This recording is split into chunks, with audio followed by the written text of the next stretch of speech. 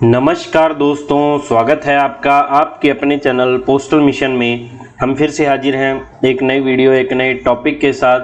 तो आपको पता ही है एमटीएस पोस्टमैन का एग्ज़ाम बहुत नज़दीक है। उसी कड़ी में ही हम आज मैराथन जो है पहले हमने बनाई थी मैराथन प्रोडक्ट एंड सर्विस पर, जिसमें 150 से ऊपर क्वेश्चन थे। आज जो है मैराथन लेकर आए हम पीओ गाइड पार्ट 1। इसमें भी ऑलमोस्ट 150 के नज़दीक आपको क्वेश्चंस मिलने वाले हैं। बहुत इंपॉर्टेंट क्वेश्चंस होने वाले हैं। बहुत मेहनत से और बहुत चुनकर जो है हम क्वेश्चन आपके लिए लेकर आए हैं। इस वीडियो में आपको जो है बहुत कम क्वेश्चन रिपीटेड देखने को मिलेंगे। कुछ नए तरीके के क्वेश्चंस हम लेकर आए हैं। हो सकता है बहुत स्टूडेंट्स को पता हो जिन्होंने बहुत अच्छी तैयारी की है, कुछ एक स्टूडेंट्स को जिनको नहीं पता है उनके लिए भी फायदेमंद होगा। वीडियो को देखिए। और मैराथन लाने का यही पर्पस होता है लास्ट टाइम में कि आपने जितना भी आपने अभी तक पढ़ लिया आप उसको रिवाइज करें। एक ही वीडियो में आपकी पूरी बुक पूरा टॉपिक जब कवर हो जाता है 1.5-2 घंटे की वीडियो में, तो आपको भी उससे जो है मोटिवेशन मिलती है और एक आपकी रिवीजन हो जाती है। तो आपको मैराथन जो है वो लास्ट मोमेंट्स पर सारी देखनी है। आप एग्ज़ाम देने जा रहे हैं, रास्ते में हैं, आप मैराथन देखिए और आपको बहुत उससे फ़ायदा मिलेगा। जीपीए के एग्ज़ाम के लिए भी जब हमने पीओ गाइड 1, पीओ गाइड 2 और आईटी मॉडर्नाइजेशन की मैराथन्स बनाई थी 150 क्वेश्चन की, तो बहुत अच्छा हमें रिस्पॉन्स मिला। बहुत बच्चों को उससे फ़ायदा हुआ और एंड मोमेंट पर जो लास्ट मोमेंट पर पड़ी हुई चीज़ें काम आ गई। तो मैराथन वीडियो बहुत इंपॉर्टेंट होती है। इसमें टॉपिक वाइज से लेकर एक जो स्टार्टिंग से एंड तक पूरा टॉपिक जो आपका कवर हो जाता है। तो वीडियो को एंड तक देखें और अपना रिपीटेड मोड पर देखें। कुछ क्वेश्चन में अगर कोई किसी में डाउट लगे तो आप हमें कमेंट बॉक्स में जो है पूछ सकते हैं। और 99 रुपीज़ की मॉक टेस्ट बैच सीरीज जो पोस्टल मिशन टीम द्वारा चलाई गई उसका भी आप फ़ायदा उठा सकते हैं। अगर आप अभी भी ज्वाइन करते हैं आपको सारे पुराने मॉक टेस्ट भी इसमें प्रोवाइड कर दिए जाएंगे। तो आज की मैराथन स्टार्ट करते हैं। पीओ गाइड पार्ट 1 से रिलेटेड है। पीओ गाइड पार्ट 1 आपको पता है सारी की सारी इनलैंड पोस्ट से रिलेटेड है ना। अगर क्वेश्चन भी आ जाता है डायरेक्ट कि पीओ गाइड पार्ट 1 किससे रिलेटेड है, फॉरेन पोस्ट से या इनलैंड पोस्ट से या प्रोडक्ट एंड सर्विस से, तो आपने इनलैंड पोस्ट मतलब डोमेस्टिक पोस्ट से रिलेटेड है। ठीक है। पहला क्वेश्चन क्या है? Who exercise administrative control over Indian postal department. Indian postal department पर जो एडमिनिस्ट्रेटिव कंट्रोल है, प्रशासनिक है ना, प्रशासनिक जो नियंत्रण है वो कौन रखता है, कौन इसका सबसे बड़ा अधिकारी है? चीफ पोस्ट मास्टर जनरल है, डायरेक्टर जनरल ऑफ पोस्ट है, सेक्रेटरी ऑफ फाइनेंस है या फिर सुपरिटेंडेंट ऑफ पोस्ट ऑफिस?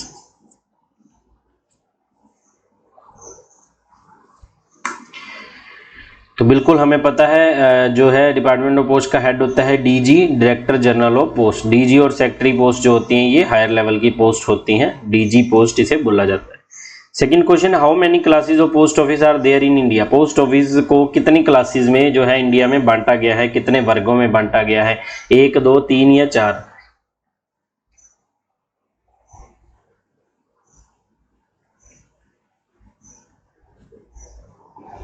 तो इसका राइट आंसर हो जाएगा ऑप्शन बी, 3 वर्गों में बांटा गया है। ए क्लास, बी क्लास और सी क्लास। सी क्लास में क्या होता है? सिंगल हैंड पोस्ट ऑफिस आते हैं जिसमें एक सिर्फ एसपीएम होता है। बी क्लास में डबल हैंड पोस्ट ऑफिस हो गए, है ना। और ए क्लास में आते हैं ट्रिपल हैंड एंड अबव। जो ट्रिपल हैंड पोस्ट ऑफिस है और उससे ऊपर लेवल के पोस्ट ऑफिस है उन्हें ए क्लास पोस्ट ऑफिस बोला जाता है। तो 3 क्लासेज में पोस्ट ऑफिस को बांट दिया जाता है। ये क्वेश्चन पूछा जाता है या ऐसे भी पूछ लिया जाता है, which of the following is not a type of post office class, A B C और डी। तो डी नहीं है ना, ए बी सी 3 ही क्लासेज में है ना। नेक्स्ट क्वेश्चन है, night post office can remain open until what time. Night post office can remain open, can remain open का मतलब मैक्सिमम कितने टाइम तक ओपन किया जा सकता है। वैसे तो कहीं 7 कहीं 7:30 ऐसे चलता है, लेकिन मैक्सिमम भी तो है ना इसकी एक टाइमिंग, जिसको जो है डीजी पोस्ट के पास पावर है, डायरेक्टर जनरल के पास, उसको एक्सटेंड करने की, कि इस लिमिट तक इसे एक्सटेंड किया जा सकता है। 6 बजे तक, 7:30 बजे तक, 8:30 बजे तक और 10 बजे तक। तो इसका राइट आंसर हमें पता है, मैक्सिमम 8:30 बजे तक डीजी है जो इसका वर्किंग आवर बढ़ा सकता है। ऑप्शन सी इसका राइट आंसर हो जाएगा। फोर्थ क्वेश्चन क्या है? Which of the following services is usually provided by mobile post office. कौन सी जो सर्विसेज है नीचे दिए गए ऑप्शन में से जो मोबाइल पोस्ट ऑफिस द्वारा प्रोवाइड की जाती हैं? इंश्योर्ड आर्टिकल एक्सेप्ट किए जाते हैं, मनी ऑर्डर और सेविंग डिपॉजिट लिए जाते हैं, पार्सल इंश्योरेंस किए जाते हैं या फिर sale of stamps and stationery. तो देखिए, ना तो इंश्योर्ड आर्टिकल लिए जाते हैं, ना मनी ऑर्डर, ना पार्सल। ऑप्शन बी इसका राइट आंसर हो जाएगा sale of stamps and stationery, है ना। सिर्फ दो जो है office, mobile post office authorise हैं जो मनी ऑर्डर वगैरह करते हैं, बाकी इन जनरल में ये नहीं करते, ना ही सेविंग बैंक डिपॉजिट करते हैं। तो sale of stamp option B इसका राइट आंसर हो जाएगा। फिफ्थ क्वेश्चन क्या है, on normal weekdays how many hours are post office usually open for registration of article as per PO regulation 2024। On normal weekdays मतलब Saturday को छोड़कर Friday तक जो है पोस्ट ऑफिस में जो रजिस्टर्ड आर्टिकल की बुकिंग करानी है वो कितने घंटे तक होती है या कब तक होती है एज पर पीओ रेगुलेशंस 2024। देखिए अगर सीधा पूछा हो पिछले वाला पूछ सकता है ना, तो लेकिन अब चांसेस नहीं पीछे वाले पूछे जाने की, अब पीओ रेगुलेशन के हिसाब से ही पूछेगा। तो पीओ रेगुलेशन के हिसाब से जो है चीज़ें कुछ चेंज हो गई हैं। तो पहले तो 6 से 7 आवर्स ऐसे कुछ था ना, 6 से 7 आवर, 9 से 3 तक मैक्सिमम है, 9 से 4। अभी क्या है जो option C up to 3 PM, up to 3 PM जो इसका राइट आंसर हो जाएगा ऑप्शन सी। 6th क्वेश्चन क्या है, extra departmental post office can be kept open for EDA post office कौन से होते हैं, बीओज। ब्रांच ऑफिस जो है ईडीबीओज जिन्हें बोला जाता है, एक्स्ट्रा डिपार्टमेंटल ऑफिस बोला जाता है, वो मैक्सिमम कितने टाइम के लिए खुलते हैं। तो बीओज हमें पता है 4 आवर्स और 5 आवर्स का, उसका वर्किंग स्लैब होता है। तो मैक्सिमम ऑप्शन सी 5 आवर्स के लिए बीओ जो ओपन होती है। Which type of postal article can be accepted on Sunday and holiday without late fee at press sorting office? कौन से तरह के आर्टिकल होते हैं जो संडे और हॉलीडे के दिन बिना किसी लेट फीस के प्रेस सॉर्टिंग ऑफिस में या आरएमएस ऑफिस में एक्सेप्ट कर लिए जाते हैं, जो छुट्टी वाले दिन भी लिए जाते हैं और जिस पर कोई लेट फीस भी नहीं लगती। कौन से ऐसे आर्टिकल होते हैं, पार्सल्स होते हैं, वीपी आर्टिकल होते हैं, मनी ऑर्डर होते हैं या रजिस्टर्ड न्यूज़पेपर होते हैं।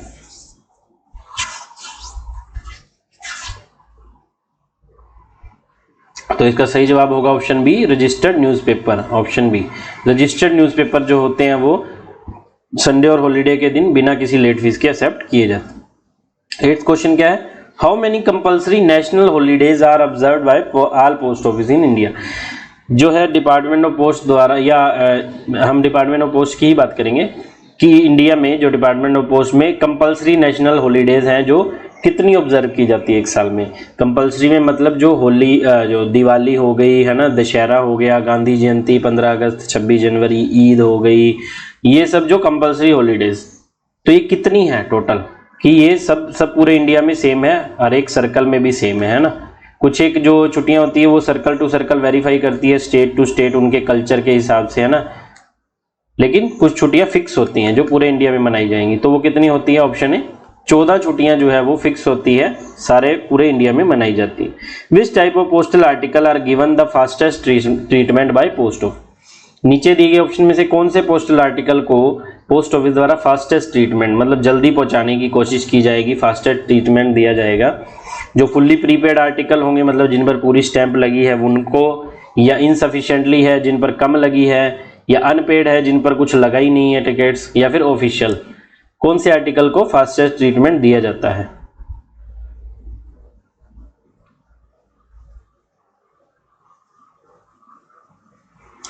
तो 9th क्वेश्चन का राइट आंसर हो जाएगा ऑप्शन ए fully prepaid. Fully prepaid article जिस पर सारी स्टैम्प्स जो है जितनी लगनी चाहिए थी वो लगी हुई हैं रूल के हिसाब से।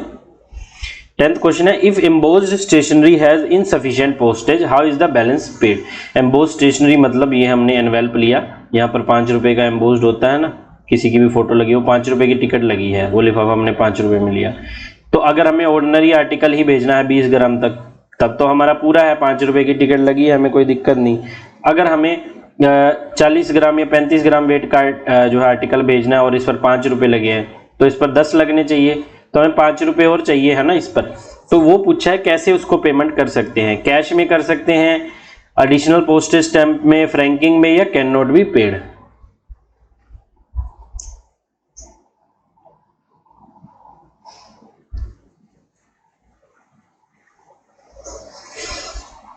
तो देखिए इसका राइट आंसर हो जाएगा option B additional postage stamp. Additional postage stamp उस पर लग जाएगी। अब आप सोच रहे होंगे कैश में भी तो पेमेंट देते हैं, जब हमने रजिस्ट्री करवाने आए 26 रुपए लगे, हम 21 रुपए कैश ले, तो इसमें ऑप्शन देखिए क्या है, कैश ओनली।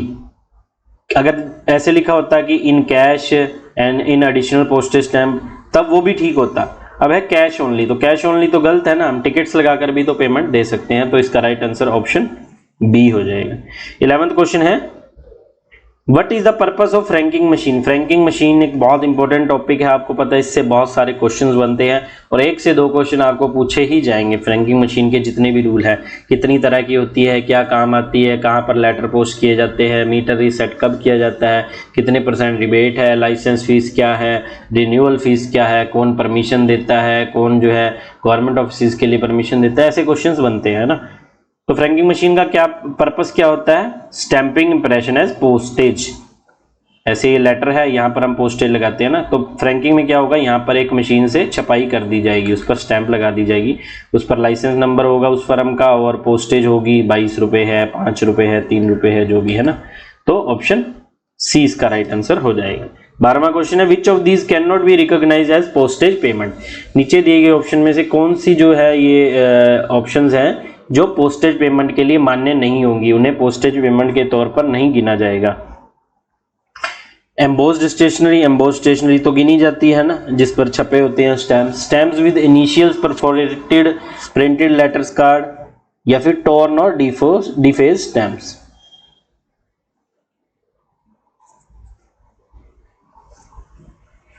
जो पोस्टेज के लिए रिकॉग्नाइज नहीं किए जाते, तो इसका 12वें क्वेश्चन का राइट आंसर हो जाएगा ऑप्शन ए, टॉर्न और डिफेज, कटी फटी और डिफेज की हुई स्टैम्प। डिफेज मतलब पहले से यूज की है, उस पर स्टैम्प लगी हुई है पोस्ट ऑफिस की, है ना। The manufacturer and use of fictitious stamp is punishable under. बहुत इंपॉर्टेंट क्वेश्चन है, वैसे सबको पता होगा, रिपीटेड क्वेश्चन भी है ये, मोस्टली बच्चों को पता होगा, फिर भी आपने याद रखना है कि जो फिक्टिशियस स्टैम्प, जो जाली स्टैम्प्स बनाने का जो पनिशेबल ऑफेंस है, जो जुर्म है, वो किसके अंडर आता है, वो section 263 of IPC, Indian penal code के अंडर आता है ना, पोस्ट ऑफिस एक्ट के अंडर नहीं, इंडियन पीनल कोड के अंडर 263A धारा लगती है। Fragile article must be packed in. Fragile क्या होता है, कांच वाले या जिनको टूटने फूटने का डर होता है। टूटने फूटने वाले आर्टिकल्स हैं, कुछ भेज रहे हैं, कुछ क्रॉकरी भेज रहे हैं, कुछ ऐसी आइटम भेज रहे हैं, तो उसे पैकिंग कैसे होनी चाहिए, कपड़े वाले बैग में होने चाहिए, ओपन पैकेट में, या थिन पेपर, या स्ट्रॉन्ग कवर। तो बिल्कुल ये तो जनरल सा क्वेश्चन है, इसे स्ट्रॉन्ग कवर्स में ही पैक किया जाना चाहिए, कार्टून्स में उससे पहले उसे पैक किया जाएगा बबल रैप से, है ना। Why should sealing wax not be used on ordinary letter? Sealing wax क्या होती है, जैसे ये लेटर है ना, तो हम जब यहाँ पर इसको बंद करते हैं एनवेलप को, तो सीलिंग वैक्स होती है, लाख जिसे हम बोलते हैं ना, जो गर्म करके उस पर लगा देते हैं, फिर वो क्या है, कोई उसे अगर छेड़छाड़ करता है तो पता लग जाता है। लेकिन ऑर्डिनरी लेटर पर ये सील लगानी ऑथराइज नहीं होती। क्यों नहीं होती, ये कारण पूछा है, ये महंगी होती है, इलीगल है, या फिर इट में स्टिक टू अदर आर्टिकल, कि ये दूसरे आर्टिकल्स के साथ चिपक जाएगी। तो बिल्कुल ऑप्शन बी इसका राइट आंसर होगा, ये दूसरे आर्टिकल के साथ चिपक जाएगी और उन्हें भी खराब कर सकती है ना। 16 नंबर क्वेश्चन क्या है, coin bullions jewellery can be sent only by. Coin bullions jewellery जो होती है कैसे भेजी जा सकती है डिपार्टमेंट ऑफ पोस्ट द्वारा, रजिस्टर्ड आर्टिकल के द्वारा, इंश्योर्ड आर्टिकल के द्वारा, सरफेस मेल या स्पीड पोस्ट। तो ये क्वेश्चन भी पढ़ा हुआ है, रिपीटेड क्वेश्चन है और इंपॉर्टेंट है। लेकिन कॉइन्स बुलियन ज्वेलरी आपको पता है हमें इंश्योर्ड ही करवानी पड़ती है, ऑप्शन बी इसका राइट आंसर हो जाएगा, ओनली इंश्योर्ड में, है ना। विच of the following need special treatment before posting. 17 number question क्या है, नीचे दिए गए ऑप्शन में से कौन सा आर्टिकल है जिसे स्पेशल ट्रीटमेंट की या स्पेशल पैकिंग की या स्पेशल सर्टिफिकेट्स वगैरह की जरूरत पड़ेगी पोस्टिंग से पहले, भेजने से पहले। ऑर्डिनरी इनलैंड लेटर को, बायोलॉजिकल स्पेसिमेंस को, पोस्ट कार्ड्स को, या इनलैंड लेटर कार्ड को, कौन से आर्टिकल को स्पेशल ट्रीटमेंट की जरूरत पड़ेगी।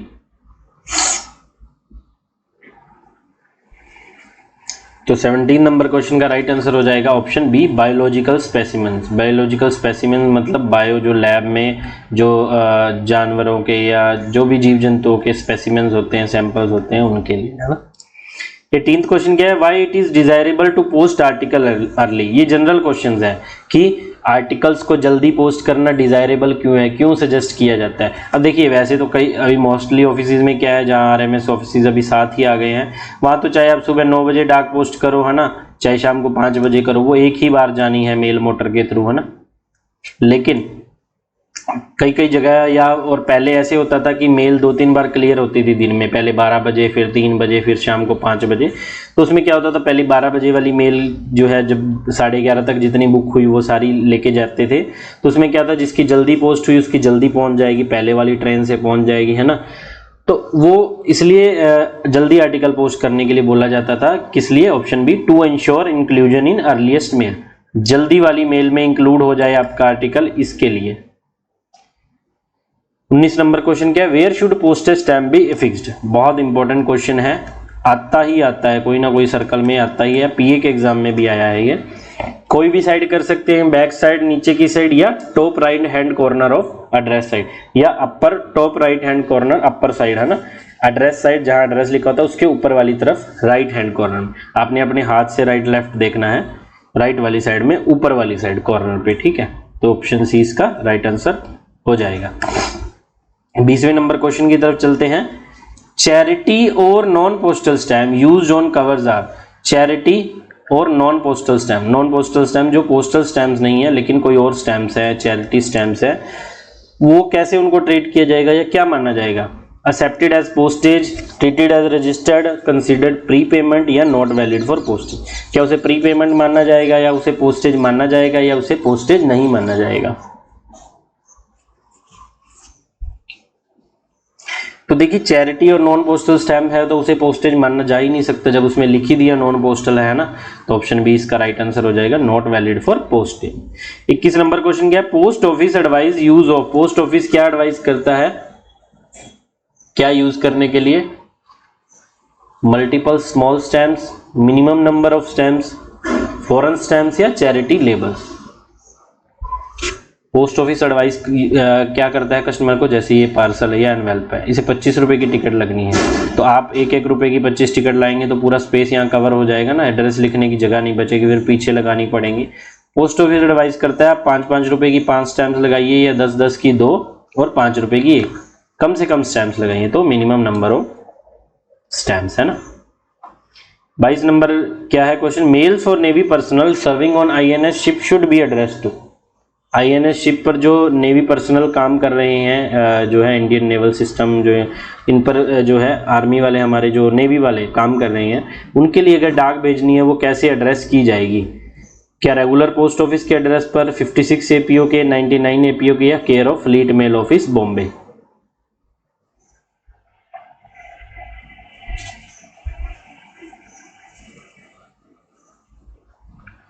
बाईसवें क्वेश्चन का राइट आंसर हो जाएगा option D, care of fleet mail office Bombay.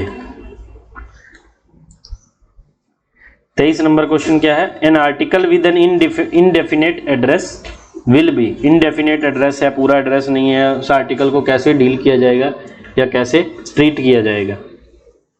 क्या उसे लोकल हेड ऑफिस में भेज दिया जाएगा, रिटर्न टू सेंडर कर दिया जाएगा, और ऑटोमेटिकली फॉरवर्ड कर दिया जाएगा, या डिलीवर टू नियरेस्ट नेबर। तो 23rd क्वेश्चन का राइट आंसर क्या हो जाएगा, रिटर्न टू सेंडर। इसे रिटर्न टू सेंडर जो है वो कर दिया जाएगा, क्योंकि इनडेफिनेट होगा, पूरा एड्रेस नहीं होगा, है ना। Term delivery means, delivery term या डिलीवरी का क्या मतलब होता है। जब हम लेटर डिलीवरी यूज करते हैं वर्ड, तो उसका क्या मतलब होता है, बेसिक क्वेश्चन है। Transfer of article to addressee, addressee को जो प्राप्त करता है उसको आर्टिकल जब ट्रांसफर कर दिया जाता है, स्थानांतरण कर दिया जाता है आर्टिकल का, तो उसे हम डिलीवरी टर्म वर्ड यूज करते हैं ना। नेक्स्ट क्वेश्चन है, registered article are delivered only after. Registered article कब डिलीवर किया जाता है, ये पूछा है। सिंपली हैंड ओवर कर दिया जाता है, या पोस्टेज ड्यू लिखकर, या फिर कवर सील करके, या फिर ऑब्टेनिंग रिसिपेंट सिग्नेचर। जो एड्रेसी है जिसके लिए वो डाक आई है उसके सिग्नेचर के लेने के बाद डिलीवर किया जाता है। रजिस्टर्ड आर्टिकल कैसे डिलीवर किया जाता है, तो बिल्कुल आसान है, ऑप्शन ए, रिसिपेंट के सिग्नेचर लेकर ही डिलीवर किया जाता है, हमें पता है ना। ए पर्सन में लीगली एक पर्सन क्या कर सकता है, एड्रेसी की बात हो रही है जिसके लिए डाक आई है, वो लीगली कानून के हिसाब से उसको क्या हक है, क्या कर सकता है, उसे सारे आर्टिकल एक्सेप्ट करने पड़ेंगे ये बोलता है कानून, या वो रिफ्यूज कर सकता है पार्सल्स को, या फिर वो कोई भी रजिस्टर्ड आर्टिकल रिफ्यूज कर सकता है।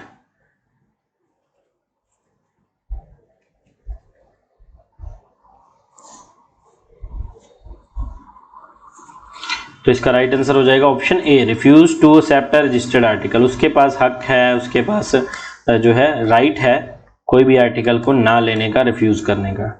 27 क्वेश्चन क्या है, रजिस्टर्ड आर्टिकल एड्रेस टू पर्दा नशीन वुमेन आर डिलीवर्ड।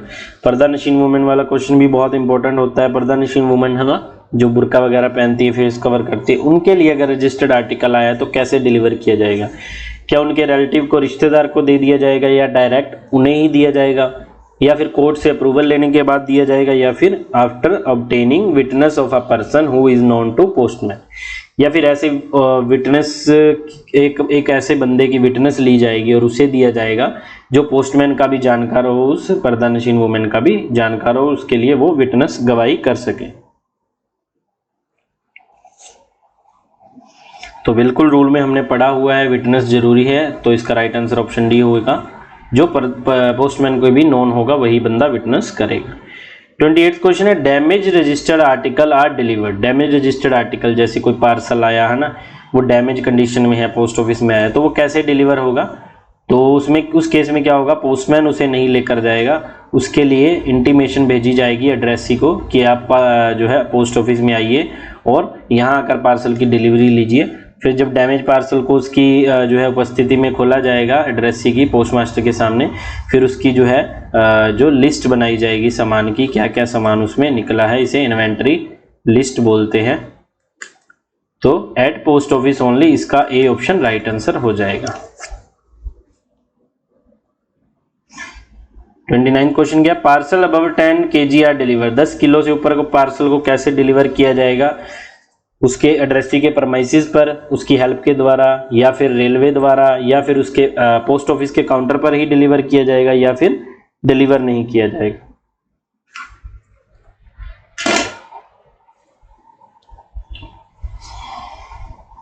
तो 29 नंबर क्वेश्चन का राइट आंसर हो जाएगा option B, at post office counter.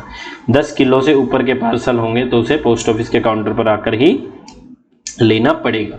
30 number question क्या है, articles on which custom duty is due are delivered. जैसे आर्टिकल जिन पर कस्टम ड्यूटी ड्यू है वो कैसे डिलीवर किए जाएंगे? बिना कोई चार्ज लिए कस्टम ऑफिसर द्वारा डिलीवर किए जाएंगे, या रिफ्यूज कर दिए जाएंगे, या फिर after duty payment by the addressee, या फिर जितनी कस्टम ड्यूटी ड्यू है, जैसे 2000 रुपये कस्टम ड्यूटी है, 1000 रुपये कस्टम ड्यूटी है, अगर एड्रेसी वो पेमेंट कर देता है तो ही हम डिलीवर करेंगे। बिल्कुल सही ऑप्शन ए, कस्टम ड्यूटी की अगर वो पेमेंट करेगा तब हम उसे डिलीवर कर देंगे। 31 क्वेश्चन कौन सा है देखते हैं आगे। Money orders are paid. Money order की पेमेंट कैसे की जाती है? पोस्ट ऑफिस की विंडो पर, या उसके घर पर जाकर, या बैंक द्वारा, या ट्रेजरी ऑफिसर द्वारा, या फिर सिर्फ ऑफिशियल्स को, जो ऑफिस में काम कर रहे हैं सिर्फ उन्हें ही मनी ऑर्डर की पेमेंट की जाएगी। तो बहुत आसान क्वेश्चन है, मनी ऑर्डर की पेमेंट हम डोर स्टेप पर भी करते हैं और विंडो पर भी, इसकी लिमिट है ना, कितने रुपए तक कहाँ करेंगे, है ना। 32 नंबर क्वेश्चन है, if charges remain unpaid the post office में। चार्जेस रिमेन अनपेड जैसे कि या तो कस्टम ड्यूटी चार्जेस ड्यू हैं, या फिर अनपेड कोई आर्टिकल आया इनसफिशिएंटली पेड है, जिस पर भी चार्जेस ड्यू है ना, देय राशि ड्यू है, उसके साथ पोस्ट ऑफिस क्या कर सकता है अगर वो अनपेड रह गए, पैसे नहीं दिए ना तो किसी ने भी। रिकवर ड्यू फ्रॉम एड्रेसी और रिटर्न टू सेंडर। क्या जो है रिकवरी जो है वो एड्रेसी या सेंडर से की जाएगी, या जो चार्जेस हैं वो वेव ऑफ मतलब छोड़ दिए जाएंगे, या फिर ट्रेजरी को ये आर्टिकल दे दिया जाएगा खजांची को, या फिर आर्टिकल को डिस्ट्रॉय किया जाएगा। तो देखिए बिल्कुल जो भी रिमेन अनपेड चार्जेस होंगे वो हम या तो एड्रेसी से लेंगे या सेंडर से लेंगे, है ना, दोनों में से एक जने को तो देने पड़ेंगे। ऑप्शन ए इसका राइट आंसर हो जाएगा। अगला क्वेश्चन है, मैलिशियसली सेंडिंग अनपेड आर्टिकल इज। मैलिशियसली मतलब जानबूझकर गलत इंटेंशन से अगर आप कोई अनपेड आर्टिकल भेज रहे हैं, अनपेड मतलब टिकट लगनी थी 10 रुपए की और 0 लगी है, तो हम इसमें क्या है एड्रेसी से पैसे लेते हैं ना डबल, लेकिन कोई बंदे को ये रूल पता है और वो जानबूझ के किसी के नाम से चिट्ठी भेज रहा है उसे तंग करने के पर्पज से, तो ये क्या होता है, ये परमिटेड है, या ये इसको इंकरेज किया जाता है, या फिर एक जुर्म है। तो बिल्कुल ऑब्वियस सी बात है, ये एक जुर्म है, ऑप्शन ए, ठीक है, ये गलत है, एक जुर्म माना जाता है। 34 नंबर क्वेश्चन क्या है, post boxes are provided for. Post box किस लिए प्रोवाइड किए जाते हैं, पोस्ट बॉक्स का क्या काम होता है, किस यूज आते हैं? पोस्टमैन के काम आते हैं, पोस्ट मास्टर के काम आते हैं, या फिर private users for direct delivery. जो प्राइवेट यूजर्स होते हैं शॉपकीपर्स होते हैं डायरेक्ट डिलीवरी के लिए, कि डेली वो अपने पोस्ट बॉक्स में जाएंगे और डाक ले आएंगे, उन्हें बार बार ना तो फ़ोन आएगा ना कुछ, के पोस्ट बॉक्स में डाक पड़ी होगी।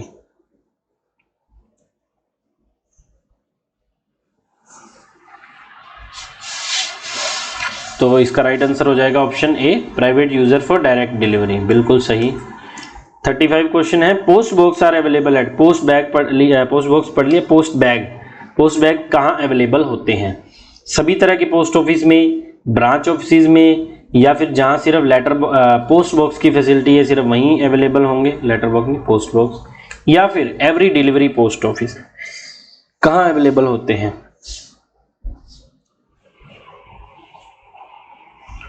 इसका राइट आंसर हो जाएगा option B, every delivery post office.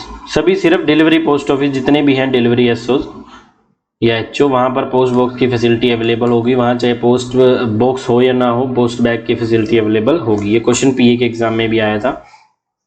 Window delivery means, window delivery का क्या मतलब होता है?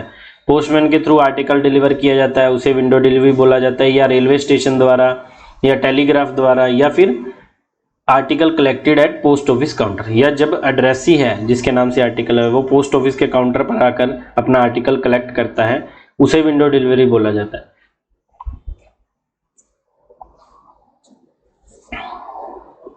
बहुत बार सुनने को मिलता होगा जो एसओएचओ में काम करते हैं, विंडो डिलीवरी क्या होता है? ऑप्शन ए इसका राइट आंसर हो जाएगा, articles collected at post office counter.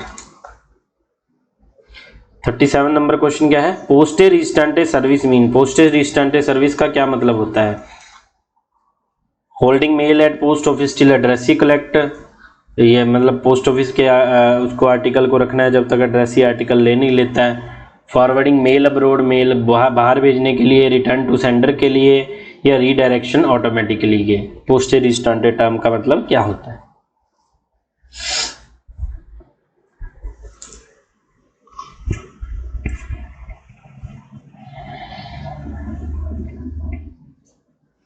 तो 37 नंबर क्वेश्चन का राइट आंसर हो जाएगा option A, holding mail at post office till addressee, जब तक एड्रेसी नहीं लेता तब तक प्रिस्क्राइब पीरियड तक हमें पोस्ट ऑफिस में उसे रखना पड़ेगा। Redirection of postal article mean, 38 number question है, पोस्टल आर्टिकल को रीडायरेक्शन करने का मतलब क्या होता है? सेंडर को वापस भेजना, नेबर को डिलीवर करना, अपने साथ वाले जो पड़ोसी को या पुलिस को आर्टिकल दे देना, या फिर sending article to a new address, जो आर्टिकल को नए एड्रेस पर भेजना। तो इसका राइट आंसर हो जाएगा option A, sending article to new address. जैसे ये आर्टिकल यहाँ के लिए आया और यहाँ पर एड्रेस ही नहीं है, उसने बोला मुझे रीडायरेक्ट कर दो, इस शहर में भेज दो, तो वो नए एड्रेस पर भेजा जाएगा, उसे रीडायरेक्शन करना बोला जाता है। 39 क्वेश्चन क्या है, if redirection conditions are breached, penalties, redirection की जो कंडीशंस हैं वो ब्रीच हो गई, रीडायरेक्शन की कंडीशन फुलफिल नहीं हुई, उसमें से कोई जो है कंडीशन रह गई, तो क्या पेनल्टी लगती है?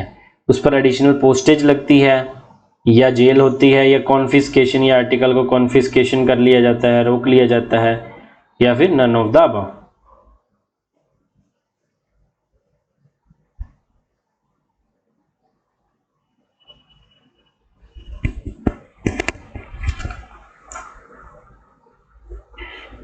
फोर्टी नंबर क्वेश्चन देखते हैं, addressee must inform post office about, addressee जो है आर्टिकल लेने वाला जो बंदा है, रिसिपेंट है, वो पोस्ट ऑफिस को क्या इन्फॉर्म करेगा? जरूर इन्फॉर्म करना जरूरी है। अपने जो घर का एड्रेस चेंज कर रहा है तब, या फिर जॉब चेंज कर रहा है, या टेलीफोन नंबर या व्हीकल नंबर चेंज कर रहा है, क्या उसे पोस्ट मास्टर को बताना जरूरी होगा या अपने पोस्ट ऑफिस को बताना जरूरी होगा?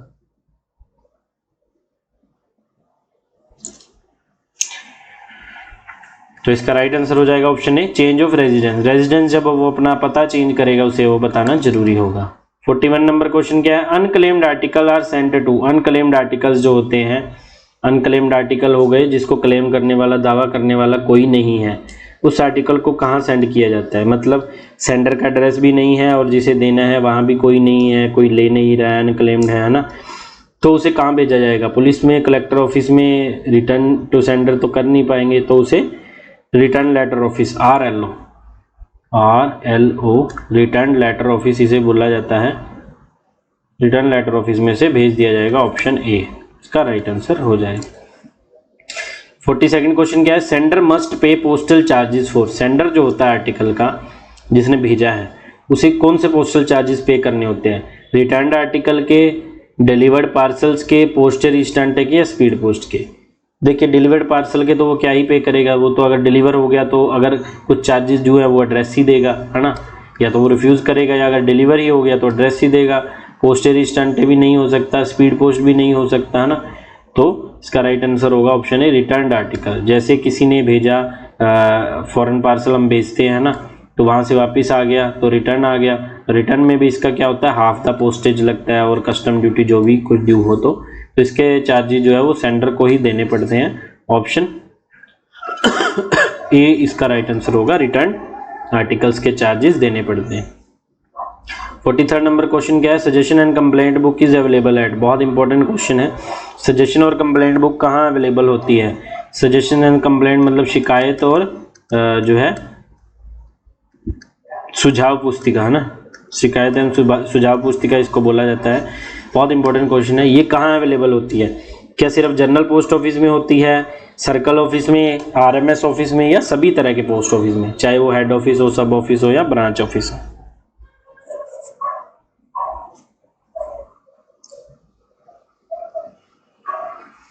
तो इसका राइट आंसर हो जाएगा ऑप्शन ए, एवरी पोस्ट ऑफिस, सभी तरह के पोस्ट ऑफिस में ये कंप्लेंट बुक्स अवेलेबल होती हैं। Complaint should be address to, complaints जो होती हैं कोई भी पोस्टल आर्टिकल से रिलेटेड है, मिसबिहेव से रिलेटेड है, XYZ जो भी कंप्लेंट्स होगी पोस्ट ऑफिस से रिलेटेड, वो किसे एड्रेस की जानी चाहिए, है ना। क्या मिनिस्ट्री ऑफ फाइनेंस को भेजिए, लोकल MLA को भेजना चाहिए, या पोस्ट मास्टर इंचार्ज, जिस ऑफिस में कुछ हुआ है उसका पोस्ट मास्टर इंचार्ज या सब पोस्ट मास्टर इंचार्ज, उन्हें भेजनी चाहिए। तो बिल्कुल कंप्लेंट जो है उसका जो फर्स्ट जो है स्टेप वही है कि पहली जो कंप्लेंट है वो पोस्ट मास्टर इंचार्ज को ही की जानी चाहिए। Option A. Public complaints are transmitted through, public की जो कंप्लेंट है वो कैसे ट्रांसमिट होनी चाहिए, एक जगह से दूसरी जगह कैसे जाएगी वो, प्राइवेट कोरियर्स द्वारा, कोर्ट द्वारा, न्यूज़पेपर द्वारा, या पोस्टल चैनल द्वारा। पोस्टल के जो भी चैनल्स हैं, चाहे वो बाय डाक जाए, चाहे हमारे ऑफिशियल मेल के थ्रू जाए, जैसे भी जाए, या पोस्टल चैनल्स के द्वारा ही जानी चाहिए। तो बिल्कुल ऑप्शन ए इसका राइट आंसर हो जाएगा, पोस्टल चैनल द्वारा उनकी कंप्लेंट जो है वो ट्रांसमिट होनी चाहिए। 46 नंबर क्वेश्चन क्या है, circle complaint officers are, circle complaint officers होते हैं, सर्कल में जो ऑफिसर हैं सर्कल कंप्लेंट ऑफिसर उसे बोला जाता है, विजिलेंस ऑफिसर। ये क्या होते हैं, किस रैंक के होते हैं, क्या इन्हें बोला जाता है, क्या विलेज पोस्टमैन होते हैं, पब्लिक लॉयर्स होते हैं, टेलीकम्युनिकेशन इंजीनियर्स होते हैं, या फिर senior officers designated in each circle, या फिर जो सर्कल ऑफिस में हर एक सर्कल में सीनियर ऑफिसर्स होते हैं जो भी रैंक के होंगे, डायरेक्टर रैंक के होंगे, एडिशनल डायरेक्टर, या जो भी वो डेजिग्नेटेड होते हैं हर एक सर्कल में।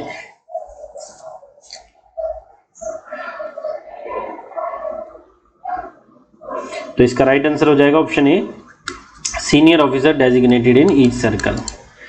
कंप्लेंट मस्ट कंटेन, कंप्लेंट जब भी की जाती है उसमें क्या कुछ होना चाहिए, क्या क्या लिखा होना चाहिए ताकि कंप्लेंट को प्रोसेस किया जा सके।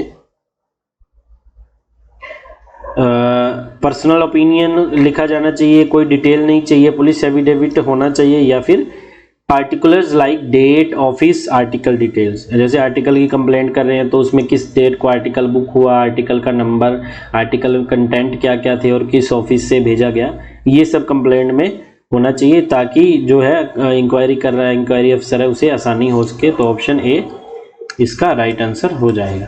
48 नंबर क्वेश्चन क्या है, conveyance of letters is a monopoly of, letter की कन्वेंस जो है, लेटर भेजना, डाक भेजना, इसकी मोनोपोली, मोनोपोली मतलब एकाधिकार किसके पास है, कि सिर्फ उसी को ही ऑथराइज है, कोई और नहीं कर सकता है, इसे मोनोपोली बोला जाता है, एकाधिकार बोला जाता है। तो वो किसके पास है मोनोपोली, बिल्कुल पोस्ट ऑफिस के पास है। ऑप्शन ए इसका राइट आंसर हो जाएगा, जो इसकी मोनोपोली है वो पोस्ट ऑफिस के पास है, transmission of conveyance of letters की। ठीक है।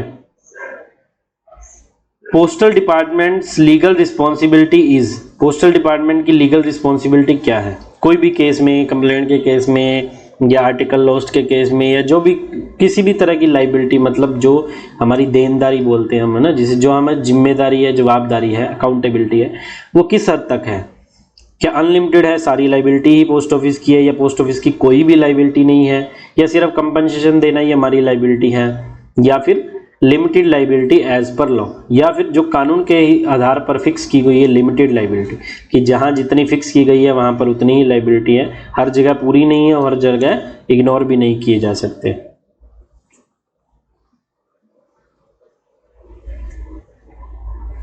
तो 49 नंबर क्वेश्चन का राइट आंसर हो जाएगा option A, limited liability as per law, कानून के हिसाब से हमारी लिमिटेड लाइबिलिटी होती है। Exchange of postage stamp is 50 number question है। पोस्टेज स्टैम्प को एक्सचेंज करना मतलब कि आपके पास, मान लो एक व्यक्ति के पास पोस्टेज स्टैम्प है, मैं बोला मुझे दे दो, मैं आपको पैसे दे देता हूँ, है ना, तो ये एक्सचेंज बोला जाता है।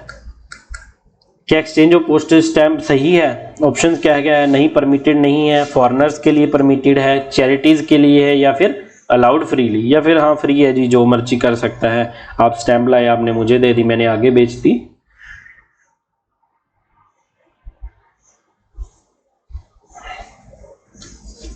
तो बिल्कुल 50 नंबर क्वेश्चन का राइट आंसर हो जाएगा option A, not permitted. Exchange of postage stamp not permitted है, परमिटेड नहीं है। 51 नंबर क्वेश्चन है, article address to deceased person. Deceased person जो मृत व्यक्ति है उसके लिए अगर आर्टिकल एड्रेस किया गया है तो उसे कैसे ट्रीट किया जाएगा? क्या उसे उसके जो है हेयर्स जो है उसके वो वारिस हैं उन्हें डिलीवर कर दिया जाएगा, या फिर उसे सेंडर को वापस कर दिया जाएगा, या फिर उसे RLO रिटर्न लेटर ऑफिस भेजा जाएगा, या उसे डिस्ट्रॉय कर दिया जाएगा?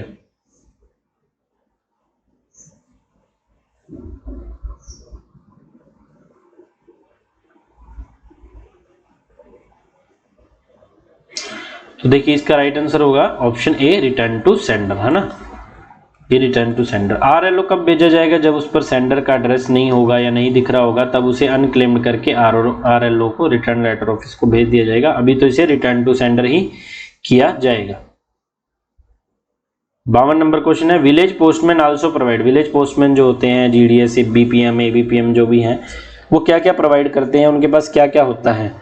ट्रेन बुकिंग्स कर देते हैं, टैक्स कलेक्शन की उनके पास फैसिलिटी होती है, या बैंकिंग की एडवाइस दे देते हैं, या फिर फैसिलिटीज इन रूरल लाइक कुछ तरह के उनके पास फॉर्म्स होते हैं, वो कुछ गाइड कर देते हैं पोस्ट ऑफिस के बारे में, थोड़ा बहुत उनके पास पोस्टेज स्टैम्प का स्टॉक होता है।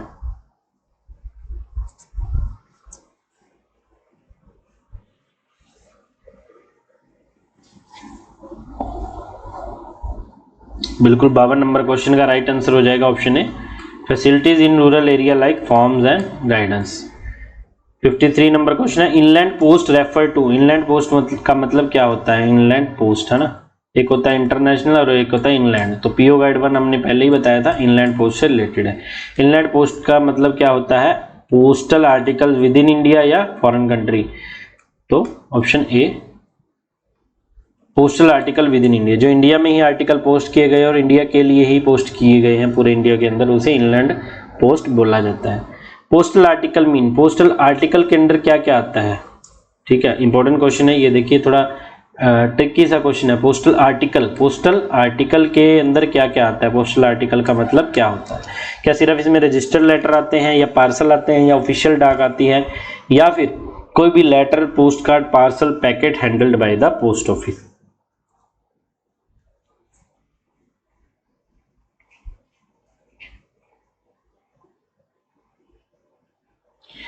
तो इसका राइट आंसर ऑप्शन ए हो जाएगा। पोस्टल आर्टिकल में ये सभी आते हैं, letter, post card, parcel, packet, सभी तरह की जो है कैटेगरी ये पोस्टल आर्टिकल में आती है। आगे इसे कैटेगरी में बांट दिया जाता है, लेटर मेल, पार्सल मेल, है ना, बुक पैकेट्स में।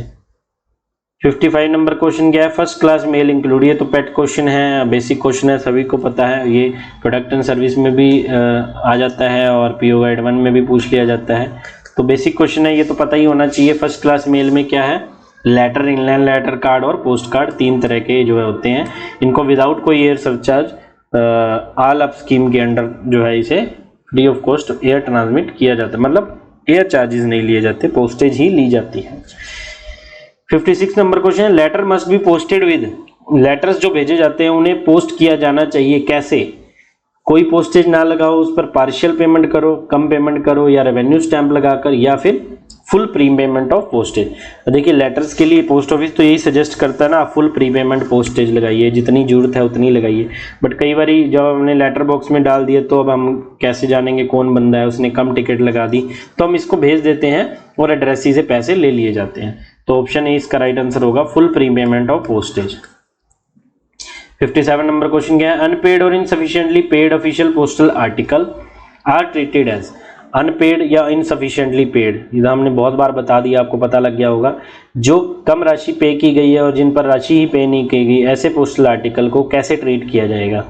क्या उन्हें ऑर्डिनरी अनपेड आर्टिकल मान लिया जाएगा या फिर नहीं? ये ऑफिशियल पोस्टल आर्टिकल के regarding, unpaid or insufficiently paid official postal article. अभी ऑफिशियल पोस्टल वाले पे आ गए हम, जो हमारा जो ऑफिशियल पोस्टल आर्टिकल वाला टॉपिक, उसमें अगर ऑफिशियल वाले लेटर्स जो है वो अनपेड है, इनसफिशिएंटली पेड है, उन्हें कैसे ट्रीट किया जाएगा? नॉर्मल वाले में तो हम डबल चार्जेस ले लेते हैं ना, इसमें क्या क्या ऑप्शन है? क्या उसे ऑर्डिनरी की तरह ट्रीट किया जाएगा, या उसे कोई चार्जेस नहीं लिए जाएंगे, या टैक्स फ्री होगा, या फिर privilege of official letters, privileged official letter, या फिर उन्हें स्पेशल ऑफिशियल लेटर के लिए जो उसको छूट मिलती है वो मिलेगी? तो बिल्कुल ऑप्शन बी इसका राइट आंसर हो जाएगा, उसे प्रिविलेज ऑफिशियल लेटर माना जाएगा। अनपेड के केस में जितनी 10 रुपए की टिकट लगनी थी तो 10 ही ली जाएगी, डबल नहीं लिए जाते इसमें।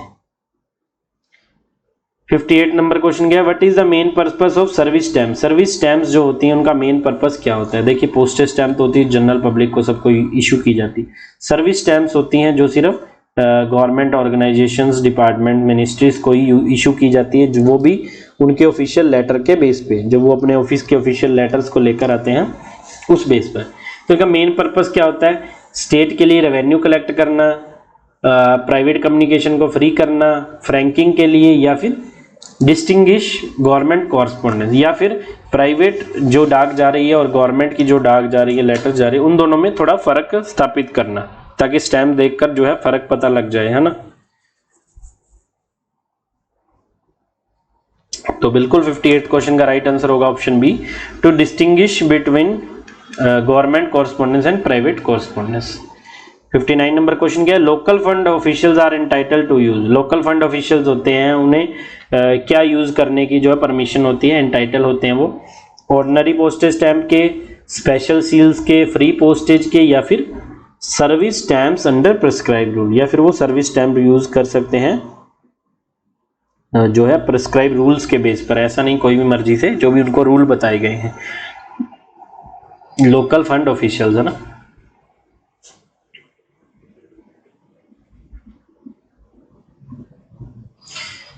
तो 59 क्वेश्चन का राइट आंसर हो जाएगा option B, service stamp under prescribe rule. Service stamp use करने की उनके पास अनुमति होती है ऑफिशियल सील एंड स्टैम्प के साथ, सिग्नेचर के साथ, जो भी कानून बने हुए हैं ना। Why must service stamps be used instead of ordinary stamp for official use? वही ऊपर वाले क्वेश्चन जैसा ये कि जो ऑफिशियल आर्टिकल्स होते हैं उन पर सर्विस स्टैम्प यूज क्यों करने को बोला जाता है नॉर्मल पोस्टेज स्टैम्प की जगह? पोस्टल रेवेन्यू बढ़ाने के लिए, या फ्रॉड को घटाने के लिए, या फिर separate government and personal correspondence, उनको सेपरेट गवर्नमेंट और पर्सनल कॉरस्पॉन्डेंस को अलग अलग करने के लिए? तो बिल्कुल ऑप्शन ए इसका राइट आंसर हो जाएगा, दोनों में फर्क स्थापित करने के लिए, है ना। आगे चलते हैं। 61 नंबर क्वेश्चन है, letter from government officers to private person must be. Government officers द्वारा या गवर्नमेंट ऑफिस द्वारा कोई प्राइवेट पर्सन को लेटर भेजा गया, कोई फर्म को भेजा गया, कोई डिफॉल्टर है, कोई किसको है, कोई भी प्राइवेट पर्सन को भेजा गया XYZ, है ना, उसके घर के एड्रेस पर, उसके ऑफिस के एड्रेस पर, तो कैसे भेजा जाएगा? अनपेड भेजा जाएगा, पोस्टेज स्टैम्प नहीं लगेगी, या फिर sent with service stamp only when official in nature, जब उसमें कोई ऑफिशियल कॉरस्पॉन्डेंस है। देखिए ऑफिशियली होगा अगर वो गवर्नमेंट ऑफिस द्वारा भेजा जाएगा, तो जब वो ऑफिशियल कॉरस्पॉन्डेंस है तो उसे सर्विस स्टैम्प के साथ भेजा जाना जरूरी है। तो बिल्कुल ऑफिशियल आर्टिकल्स पर तो हमने बोला ही है कि सर्विस स्टैम्प लगानी जरूरी है, ऑप्शन ए इसका राइट आंसर हो जाए। देखिए कोई ऑफिशियल लेटर पर नॉर्मल पोस्टेज स्टैम्प लेकर लगाकर लाएगा तो उसे ऐसा नहीं है भेजा नहीं जाएगा, भेजा जाएगा आर्टिकल को, लेकिन उन्हें बता दिया जाएगा कि भी जी आगे से आप अपने सर्विस स्टैम्प यूज करिए, और अगर वो बार बार ऐसा करते हैं तो पोस्ट मास्टर की नॉलेज में लाया जाता है। What are the camp article in postal terms? Camp article का मतलब क्या होता है पोस्ट ऑफिस में या पोस्टल टर्म में? आर्टिकल जो है मिलिट्री कैंप्स के लिए जो पोस्ट किए जाते हैं, या पॉलिटिकल वर्कर्स के लिए जो पोस्ट किए जाते हैं, या विलेज ऑफिशियल्स द्वारा भेजे जाते हैं वो, या फिर article sends from officers on tour और टेम्परेरी ड्यूटी।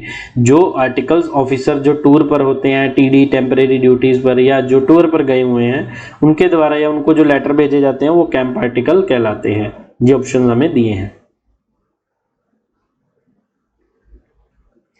तो 62nd क्वेश्चन का राइट आंसर ऑप्शन बी हो जाएगा, article send from officers on tour on temporary duty, option B. 63 number question क्या है, स्पेशल बैग्स में भी सप्लाइड फॉर। स्पेशल बैग किस चीज के लिए सप्लाई किए जाते हैं? कैंप बैग होता है, एक स्पेशल बैग होता है। कैंप बैग पढ़ लिया है ना, जो ऑफिसर्स ऑन टूर है उनके द्वारा। स्पेशल बैग में क्या होगा, high officers on tour requiring bulk correspondence movement. जो हाई ऑफिसर्स हैं जो टूर पर गए हुए हैं उनके लिए जो बल्क कॉरस्पॉन्डेंस है, फाइल्स हैं ऑफिस की सारी, ये सब एक बैग बनाकर भेजा जाता है, उसे स्पेशल बैग बोला जाता है। तो ये भी पोस्ट ऑफिस की ही फैसिलिटी है, ऑप्शन ए इसका राइट आंसर हो जाएगा, इसे स्पेशल बैग बोला जाता है। 64 नंबर क्वेश्चन क्या है, the purpose of advance intimation of tour programme to post office is. जो टूर प्रोग्राम होता है, जो भी ऑफिसर जा रहे हैं टूर प्रोग्राम पर जा रहे हैं ना, तो वो इंटीमेशन देते हैं पोस्ट ऑफिस को ना कि हमारा ये टूर प्रोग्राम रहेगा, इतनी तारीख से इतनी तारीख तक रहेगा, इतनी तारीख को हम इस जगह होंगे, फिर आगे हम इस जगह होंगे। तो उसका पर्पस क्या होता है, वो किसके लिए क्यों बताया जाता है?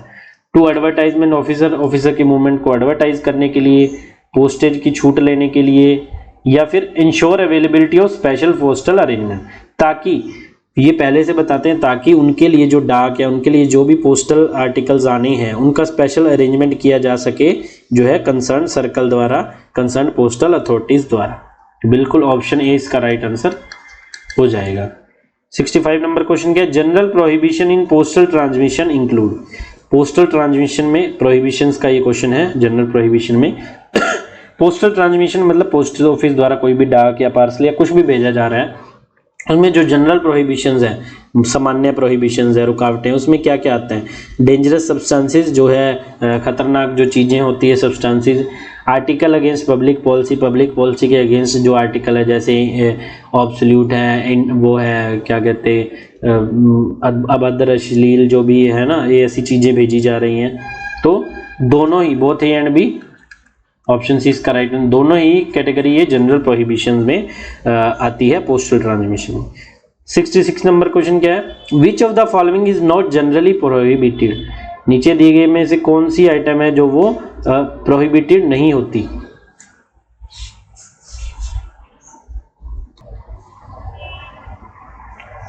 क्या जनरली प्रोहिबिट नहीं होता? एक्सप्लोजिव्स, नारकोटिक्स, फायर आर्म्स या properly packed books.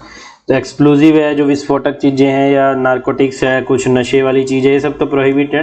Properly packed books, book जो है वो प्रॉपरली पैक होंगी, वो प्रोहिबिट नहीं होंगी बिल्कुल। बुक कैसे प्रोहिबिट हो सकती है ना, अच्छी चीज़ें हैं जो अच्छे पर्पस के लिए भेजी जा रही हैं।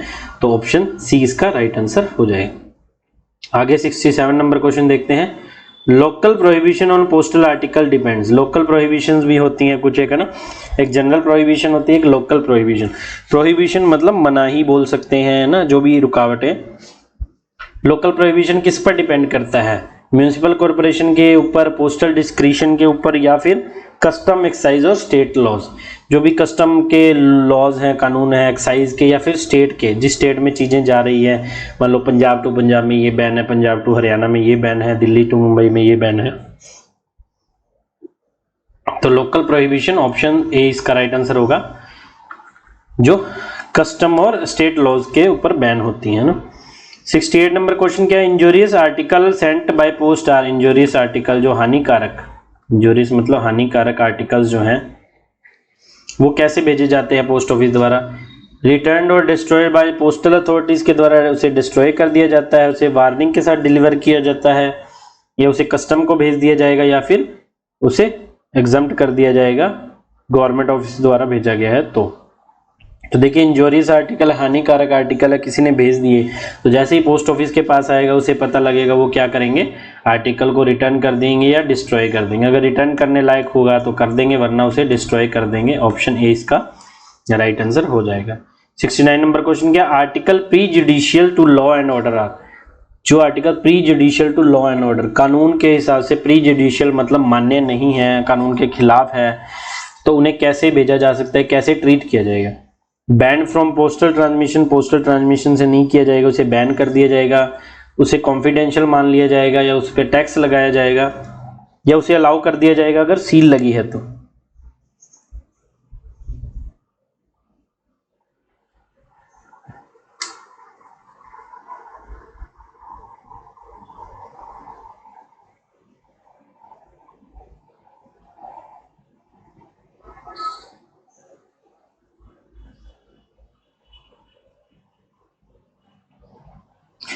तो इसका राइट आंसर हो जाएगा option A, ban from postal transmission. ऐसे आर्टिकल जो prejudicial to law and order है उन्हें नहीं भेजा जाएगा, ऑप्शन ए बैन कर दिया जाएगा।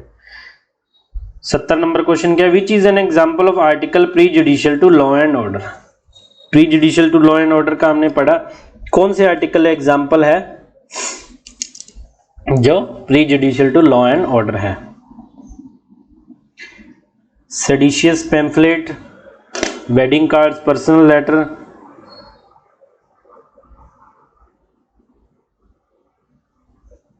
कौन से होते हैं जो एग्जाम्पल है इसके prejudicial to law and order? तो वेडिंग कार्ड, पर्सनल लेटर, ये सब तो मान्य है ना। सेडिशियस पैम्फलेट, गलत तरीके के पैम्फलेट्स हैं, वो prejudicial to law and order है, ऑप्शन ए इसका राइट आंसर हो जाए। Mobile post office mainly function in, mobile post office जो है कहाँ कहाँ काम करता है? Mainly function in mobile post office. Mobile post office हमने आपको बताया एक वैन होगा, मूविंग भी हो सकती है और एक जगह खड़ी भी हो सकती है, वैन में पोस्ट ऑफिस चलाया जाता है। ये सिर्फ विलेज में होता है, स्मॉल टाउन्स में, पहाड़ी एरिया में, या फिर बड़े शहर जैसे दिल्ली, मुंबई, कोलकाता, चेन्नई, नागपुर, बेंगलोर, है ना। तो देखिए छोटे शहरों में तो जरूरत नहीं मोबाइल पोस्ट ऑफिस की, है ना, वहाँ पोस्ट ऑफिस है। बड़े शहरों में जहाँ बहुत दूरी दूरी पर पोस्ट ऑफिस हैं या बहुत बड़ा एरिया, वहाँ पर जो है option C mobile post office होते हैं। Which two cities mobile post office also book money order, कौन कौन से दो शहरों के मोबाइल पोस्ट ऑफिस को मनी ऑर्डर बुक करने की अनुमति है? जब जैसे कि हमने पढ़ा था और हमें पता है mobile post office money order भी बुक नहीं करता है और बहुत सारी सर्विसेज नहीं देता है, लेकिन दो सिटीज़ के जो शहरों के पोस्ट ऑफिस को अलाउ किया गया है मनी ऑर्डर बुक करने के लिए, वो कौन कौन से हैं? दिल्ली मुंबई है, कोलकाता अहमदाबाद है, हैदराबाद पुणे है, या चेन्नई और नागपुर है। बहुत इंपॉर्टेंट क्वेश्चन है, बहुत बार पूछा गया है, ठीक है, इस बार भी पूछा जा सकता है। मोस्टली बच्चों को पता होगा, ऑप्शन सी इसका राइट आंसर है। चेन्नई एंड नागपुर जो है मोबाइल पोस्ट ऑफिस वो बुक कर सकते हैं मनी ऑर्डर, है ना। 73 नंबर क्वेश्चन क्या है, which service is not performed in night post office on Sunday and holiday. नीचे दिए गए ऑप्शन में से कौन सी सर्विस है जो नाइट पोस्ट ऑफिस में परफॉर्म नहीं की जाती? Delivery work, sale of stamps, booking registered article, या इंक्वायरी। तो देखिए नाइट पोस्ट ऑफिस जो है मैक्सिमम 8:30 तक चल सकता है ना। उसमें क्या क्या काम किया जाता है? इंक्वायरी हो जाती है, बिल्कुल, स्टैम्प्स भी मिल जाती है, रजिस्टर्ड आर्टिकल भी बुक हो जाते हैं। Delivery work, option B, delivery work उसमें नहीं होगा, डिलीवरी वर्क मेल ब्रांच का काम है, वो उसमें नहीं होता। Which post office is specially meant for rural people, rural people, ग्रामीण लोगों के लिए जो पोस्ट ऑफिस बनाया गया है, ग्रामीण लोगों की सहूलियत के लिए जो पोस्ट ऑफिस बनाए गए हैं, वो कौन से पोस्ट ऑफिस थे? क्या बोला जाता है उन्हें? हेड पोस्ट ऑफिस बोला जाता है, सब पोस्ट ऑफिस बोला जाता है, ब्रांच पोस्ट ऑफिस बोला जाता है, या नाइट पोस्ट ऑफिस बोला जाता है?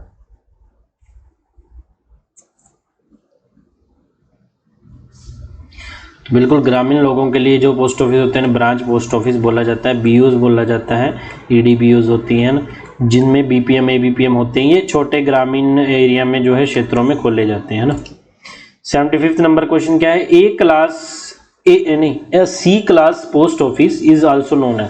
C class sub post office कौन सा होता है? तो हमने वीडियो की स्टार्टिंग में जो क्वेश्चन पढ़े थे उसमें हमने 3 कैटेगरी पढ़ी थी, है ना, पोस्ट ऑफिस की, ए क्लास, बी क्लास, सी क्लास। ए क्लास में आते हैं जो ट्रिपल हैंड एंड अबव के, बी क्लास में डबल हैंड के, और सी क्लास में सिंगल हैंड एसओ, जो सब जहाँ पर इंचार्ज कौन होता है? एसपीएम होता है। तो बिल्कुल इसमें सी क्लास का पूछा गया है, ऐसे भी क्वेश्चन पूछा जा सकता है, वैसे भी पूछा जा सकता है। तो सी क्लास पोस्ट ऑफिस कौन से हो जाएंगे? ऑप्शन सी इसका right answer, single hand SO. Single hand SO जो है वो सी क्लास पोस्ट ऑफिस की एक एग्जांपल होती है ना।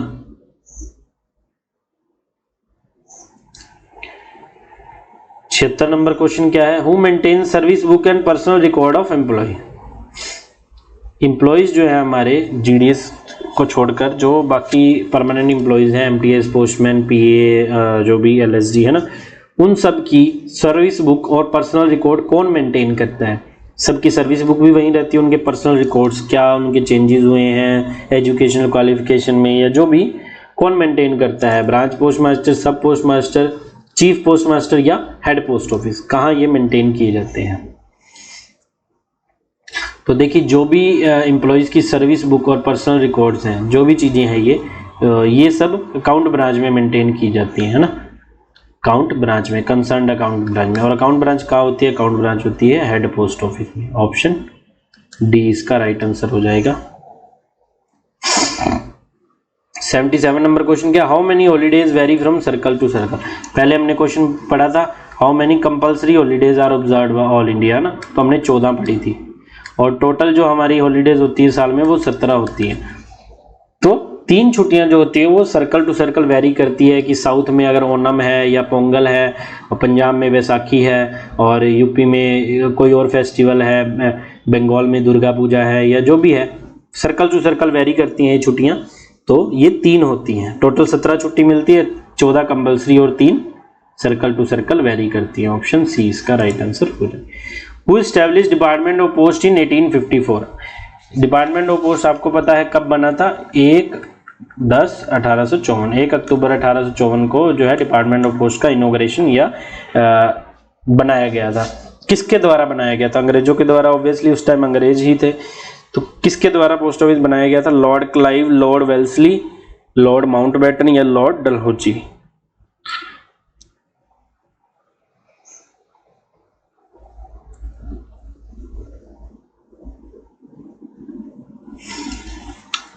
तो 78 नंबर क्वेश्चन का राइट आंसर हो जाएगा ऑप्शन बी, लॉर्ड डलहौजी द्वारा जो है पोस्ट ऑफिस का जो है उद्घाटन किया गया था या बनाया गया था, एस्टेब्लिश किया गया था। 79 नंबर क्वेश्चन क्या है? The post office act was enacted in which year? Post office का जो पहले का एक्ट है वो कब बनाया गया था? अब तो देखिए, पीओ एक्ट 2023, पीओ रेगुलेशन 2024 है ना, अभी ये जो नया एक्ट आ गया है।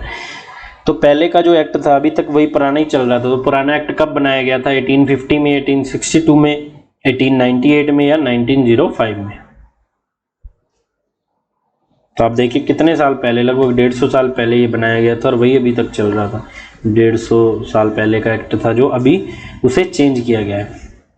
तो इसका जो है 79 क्वेश्चन का राइट आंसर हो जाएगा ऑप्शन सी, पीओ एक्ट 1898 के हिसाब से ही सब चल रहा था। 1898 में ये पोस्ट ऑफिस एक्ट बनाया गया था। ऑप्शन सी।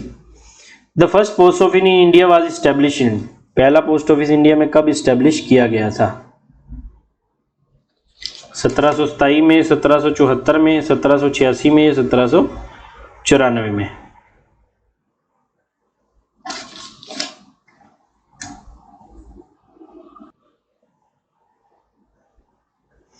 तो भारत का पहला पोस्ट ऑफिस कब स्थापित किया गया था?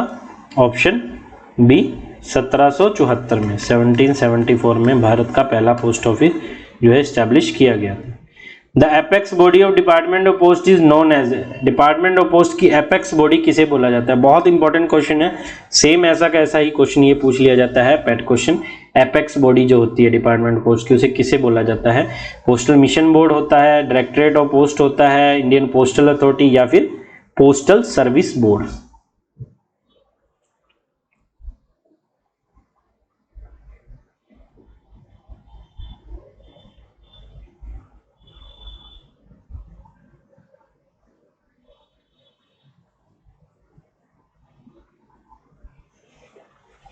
तो इसका राइट आंसर हो जाएगा ऑप्शन सी, इसे पोस्टल सर्विस बोर्ड बोला जाता है, पीएसबी, पोस्टल सर्विस बोर्ड, जो apex body of department of post होता है। नेक्स्ट क्वेश्चन देखते हैं, 82 नंबर क्वेश्चन फ्रैंकिंग से रिलेटेड है। How many types of franking machine are there? Franking machine जो है कितनी तरह की होती है? 1 तरह की, 2 तरह की, 3 तरह की या 4 तरह की? फ्रैंकिंग बहुत इंपॉर्टेंट टॉपिक है। फ्रैंकिंग से आपको कितने भी क्वेश्चन पूछे जा सकते हैं, 1, 2, 3, है ना, डिपेंड करता है एग्जाम सेंटर पर। तो फ्रैंकिंग कितनी तरह की होती है? फ्रैंकिंग मशीन हमें पता है 2 तरह की होती है ना, इलेक्ट्रॉनिक फ्रैंकिंग मशीन और RMFM, remotely manage franking machine. तो ऑप्शन बी इसका राइट आंसर हो जाएगा, 2 तरह की है। नेक्स्ट क्वेश्चन है who issue a franking machine licence for private use. Franking machine का लाइसेंस प्राइवेट यूज के लिए कौन इशू करता है? देखिए प्राइवेट यूज के लिए कोई और इशू करता है, गवर्नमेंट इशू यूज के लिए कोई और इशू करता है। अगर इन जनरल पूछा जाए क्वेश्चन की who issue licence of franking machine, तो आपको प्राइवेट यूज वाला ही समझना है। अगर गवर्नमेंट यूज वाला पूछा होगा तो वो उसके लिए स्पेशल बताएगा, ठीक है। तो प्राइवेट यूज के लिए कौन इशू करता है? Option B divisional head. Divisional head जो भी होगा, सुपरिटेंडेंट भी हो सकता है या सीनियर सुपरिटेंडेंट, वो इशू करेगा प्राइवेट यूज के लिए। ऑप्शन बी इसका राइट आंसर। गवर्नमेंट यूज के लिए पूछेगा तो पोस्ट मास्टर जनरल, है ना, जब वो गवर्नमेंट यूज के लिए। अगर प्राइवेट यूज लिखा है या कुछ भी नहीं लिखा है तो आप उसे डिविजनल हेड ही लगाएंगे, ठीक है। तो ऑप्शन बी इसका राइट आंसर हो जाएगा। 84th क्वेश्चन देखते हैं। What is the minimum recharge amount for a franking machine after first recharge. Franking machine का जो मिनिमम रिचार्ज अमाउंट है, जो पहले रिचार्ज के बाद जो दूसरा आगे रिचार्ज कराना है, वो मिनिमम कितने से करवाना पड़ता है? तो बहुत इंपॉर्टेंट है ये, आपने ये पढ़ने हैं कितने कितने क्या क्या जो है इसके रेट्स है रिचार्ज के, कितने के मल्टीपल में, इसकी लाइसेंस फीस, ये सब, ठीक है। तो मिनिमम रिचार्ज अमाउंट हमें पता है, इसमें पहले 2000 की मिनिमम होती है, उसके बाद जो रिचार्ज कराते हैं वो मिनिमम 1000 का करवाना पड़ता है। ऑप्शन बी इसका राइट आंसर हो जाएगा। सब सीक्वेंट रिचार्ज उसका मिनिमम 1000 से करवाना पड़ेगा। What rebate is given if articles are sorted pin code wise. अच्छा, फ्रैंकिंग में अगर आपने pin code wise article sort कर दिए, है ना, पिन कोड वाइज आपके पास मशीन है या आपको पता है आपकी फर्म ने pin code wise article sort करके दे दिए, तब आपको एक्स्ट्रा रिबेट मिल जाएगी, है ना। क्यों? पोस्ट ऑफिस का टाइम भी बचेगा। हमने पिन कोड वाइज सॉर्ट कर लिया, हमने बुक की, हमें सॉर्टिंग नहीं करनी, हमारे एम्प्लॉय का टाइम बचेगा। तो हम आपको उस पर रिबेट दे देते हैं, छूट दे देते हैं। कितने % की छूट दी जाती है? 1.5%, 2%, 3% या 5%।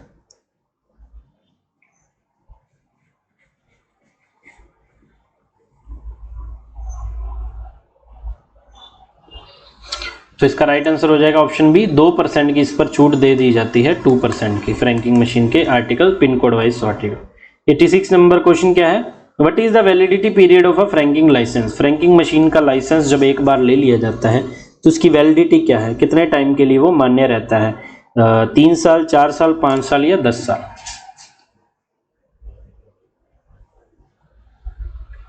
बहुत इंपॉर्टेंट है फ्रैंकिंग मशीन वाला, आपने कुछ भी इसमें मिस नहीं करना है, ठीक है। तो फ्रैंकिंग मशीन का लाइसेंस जो है वो ऑप्शन सी 5 साल के लिए वैलिड होता है। 5 इयर्स के लिए फ्रैंकिंग का लाइसेंस वैलिड होता है। 87 नंबर क्वेश्चन क्या है? Licence fee for franking machine. Franking machine की जो लाइसेंस फीस है वो कितनी है? ये भी इंपॉर्टेंट क्वेश्चन है। 275 रुपये है, 300 रुपये है, 375 रुपये है या 500 रुपये है?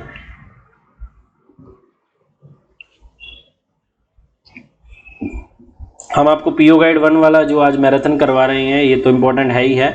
आपको हमने जो हमारे स्टूडेंट्स हैं, मॉक टेस्ट बैच वाले स्टूडेंट्स हैं, जो हमारे पेड स्टूडेंट्स हैं, जो फुल बैच वाले स्टूडेंट्स हैं, है ना, उन सबको हमने जो है क्लॉज की पीडीएफ भी अलग से दी है। इंपॉर्टेंट क्लॉज कौन से है वो डिफरेंशिएट करके बताया है। पीओ गाइड 1 के क्लॉज, वॉल्यूम 5 के क्लॉज, तो सभी हमने बताया है। उन सबको वो पीडीएफ्स दे रखी है और इंपॉर्टेंट उनके इंस्ट्रक्शंस भी दे रखे हैं। तो क्लॉज जरूर पढ़ने हैं। कुछ एक सर्कल जैसे पंजाब सर्कल है या 1-2 सर्कल और है जहां पर क्लॉज पर बहुत जोर दिया गया था पीएससी के एग्जाम के लिए भी, तो आपको क्लॉज बिल्कुल नहीं छोड़ने हैं। और किसी भी साथी को क्लॉज की रिलेटेड पीडीएफ चाहिए हो तो आप हमें नीचे दिए गए नंबर पर कॉन्टैक्ट कर सकते हैं, आपको क्लॉज की पीडीएफ प्रोवाइड कर दी जाएगी, ठीक है। लाइसेंस फीस की कितनी है फ्रैंकिंग मशीन की? ऑप्शन सी इसका राइट आंसर हो जाएगा। 375 रुपये जो है फ्रैंकिंग मशीन की लाइसेंस फीस होती है। 88 नंबर क्वेश्चन देखते हैं। Unregistered article require wax seal. Unregistered article पे वैक्स सील की जरूरत होती है क्या, ये पूछा है। तो देखिए ये क्वेश्चन हमने पहले भी पढ़ा था ना, ये इसी वीडियो में ही शुरुआत में पढ़ा था कि जो अनरजिस्टर्ड आर्टिकल्स होते हैं उन पर वैक्स सील लगाना क्यों मना किया जाता है, ये पूछा था ना, कि वो दूसरे आर्टिकल से चिपक जाती है, इसके लिए, ठीक है।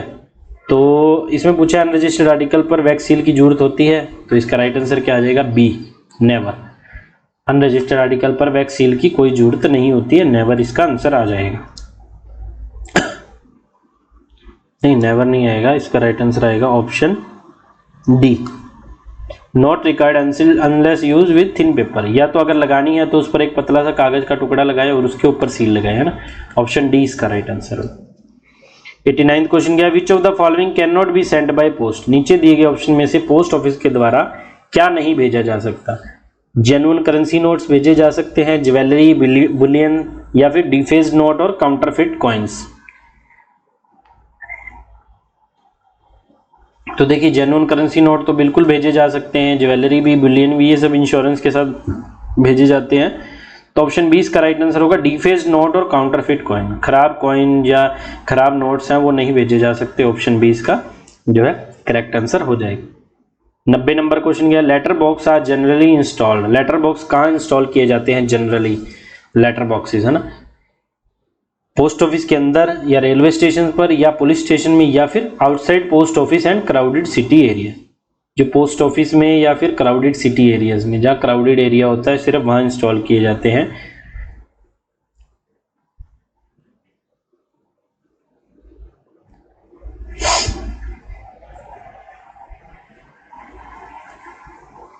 तो 90 नंबर क्वेश्चन का राइट आंसर हो जाएगा option C, outside post office and crowded city area. Crowded areas में ये इंस्टॉल किए जाते हैं।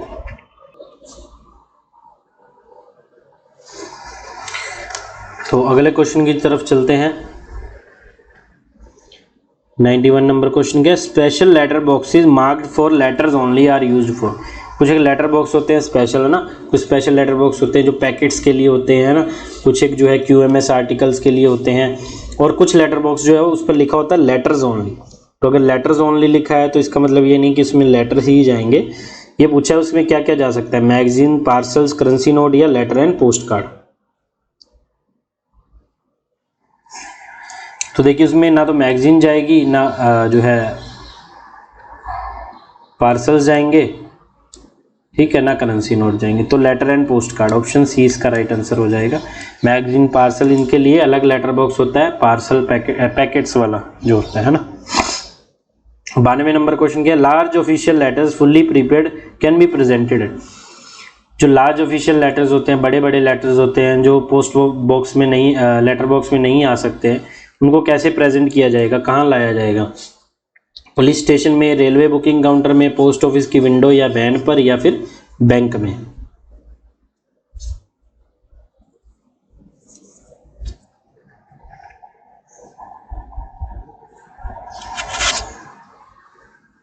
तो इसका राइट आंसर हो जाएगा 92 नंबर क्वेश्चन का पोस्ट ऑफिस, विंडो और वैन। ऑप्शन सी इसका राइट आंसर। 93 नंबर क्या है, आर्टिकल्स लाइक इंश्योर्ड और valuable letters must be presented.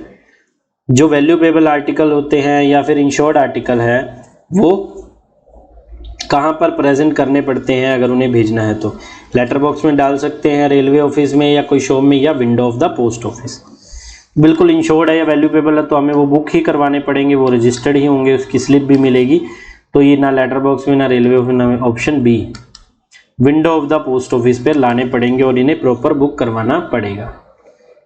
Next question है, for rural address which detail is compulsory. Rural address जो ग्रामीण एड्रेस है, ग्राम के पते पर जो भेजा जा रहा है आर्टिकल, उसमें क्या डिटेल होनी कंपल्सरी है? वैसे तो ग्रामीण एड्रेस में फादर नेम होना कंपल्सरी होता है ना, बट इसमें फादर नेम का ऑप्शन नहीं है।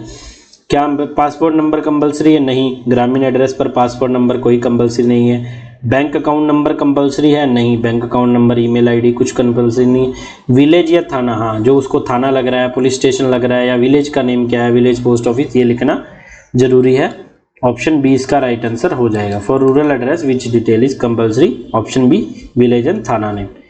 For foreign articles the address must be written and, ये इंपॉर्टेंट क्वेश्चन है, पीएससी के एग्जाम में भी पूछा गया था। ये नहीं सोचना कि फॉरेन आर्टिकल्स रिलेटेड है तो आपसे नहीं पूछा जाएगा, ये मेथड ऑफ एड्रेस में भी आता है ना, मेथड ऑफ एड्रेसिंग में। फॉरेन आर्टिकल का जो एड्रेस है वो कैसे लिखा जाना चाहिए? हिंदी में, इंग्लिश में, लोकल लैंग्वेज में, या फिर Roman letters and Arabic figures.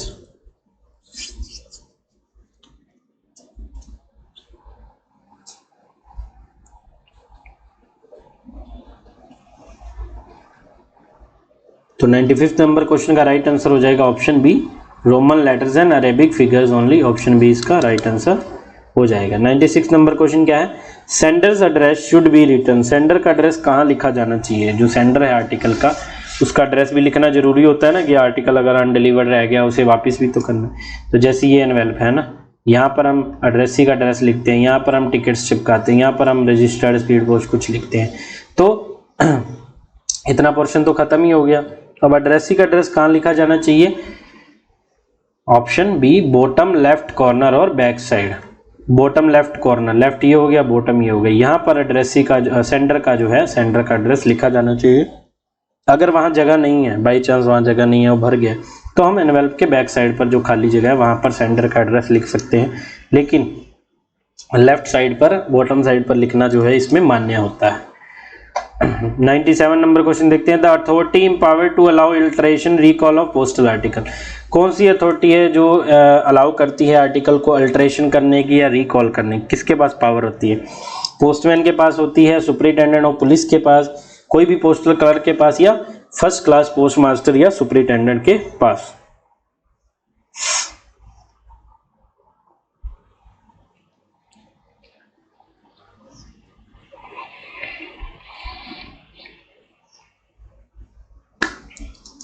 तो 97 क्वेश्चन का राइट आंसर क्या हो जाएगा? Option C, first class post master या सुपरिटेंडेंट के पास पावर होती है आर्टिकल को रिकॉल करवाने की। If an addressee refused a registered article, how long can it remain in deposit on request? अगर जो है एड्रेसी आर्टिकल को, रजिस्टर्ड आर्टिकल को रिफ्यूज कर देता है, ऐसा नहीं है कि एड्रेसी मिला नहीं है, डोर लॉक है या जो भी, तो रिफ्यूज कर दिया, उसने बोला कि मुझे लेना ही नहीं है आर्टिकल, आप वापस कर दीजिए, तो उसे कितने टाइम के लिए पोस्ट ऑफिस में रखा जाएगा? 3 दिन के लिए, 5 दिन के लिए, 7 दिन के लिए, या फिर रिटर्न इमीडिएटली?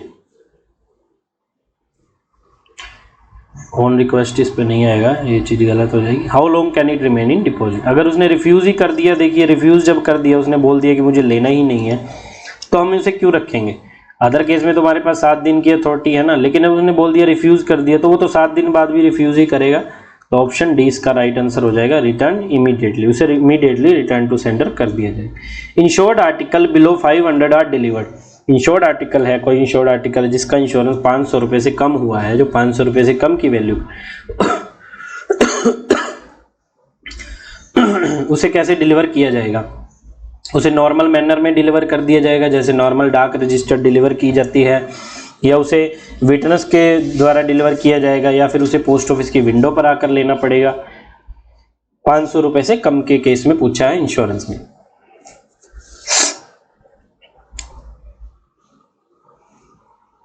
तो 99 नंबर क्वेश्चन का राइट आंसर क्या हो जाएगा? Option B, in normal manner, साधारण मैनर में जैसे रजिस्टर्ड आर्टिकल डिलीवर किए जाते हैं वैसे इसे डिलीवर कर दिया जाएगा।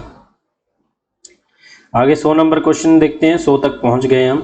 VP article valued above 100 are deliver. 100 रुपये से ऊपर की वैल्यू का वीपी आर्टिकल होगा तो वो कैसे डिलीवर किया जाएगा? 100 से कम का नहीं है भैया, 100 से ऊपर का पूछा है ना, तो आपको लिमिट्स याद होनी चाहिए। इंश्योरेंस वाले आर्टिकल इतने से ऊपर पोस्टमैन डिलीवर करता है, इतने से कम वाले इतने से ऊपर वाले विंडो डिलीवरी होती है, इतने से कम वाले पोस्टमैन। वीपी आर्टिकल के केस में क्या है, कस्टम ड्यूटी के केस में क्या है, ये सब आपको याद होने चाहिए।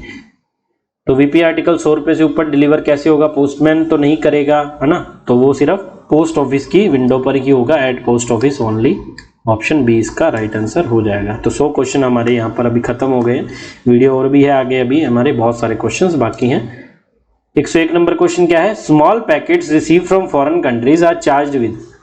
देखिए स्मॉल पैकेट जो सर्विस है वो फॉरेन कंट्री जो इंटरनेशनल मेल की कैटेगरी में आती है ना, स्मॉल पैकेट्स हमने सुना है। तो स्मॉल पैकेट जब इंडिया में आते हैं उसके लिए अलग रूलिंग है। अब देखिए क्या रूलिंग है।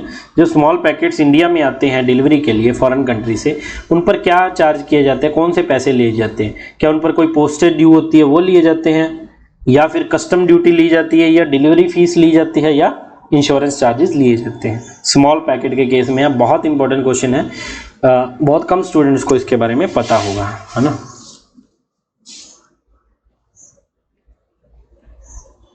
तो इसका राइट आंसर क्या हो जाएगा? 101 नंबर क्वेश्चन का ऑप्शन सी, उससे डिलीवरी फी चार्ज की जाती है स्मॉल पैकेट्स के ऊपर जो फॉरेन कंट्री से आते हैं। ऑप्शन सी इसका राइट आंसर हो जाएगा।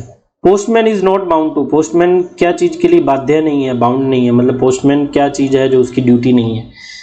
सिग्नेचर लेना तो उसकी ड्यूटी है। इंश्योर्ड आर्टिकल डिलीवर करना ये भी उसकी ड्यूटी है।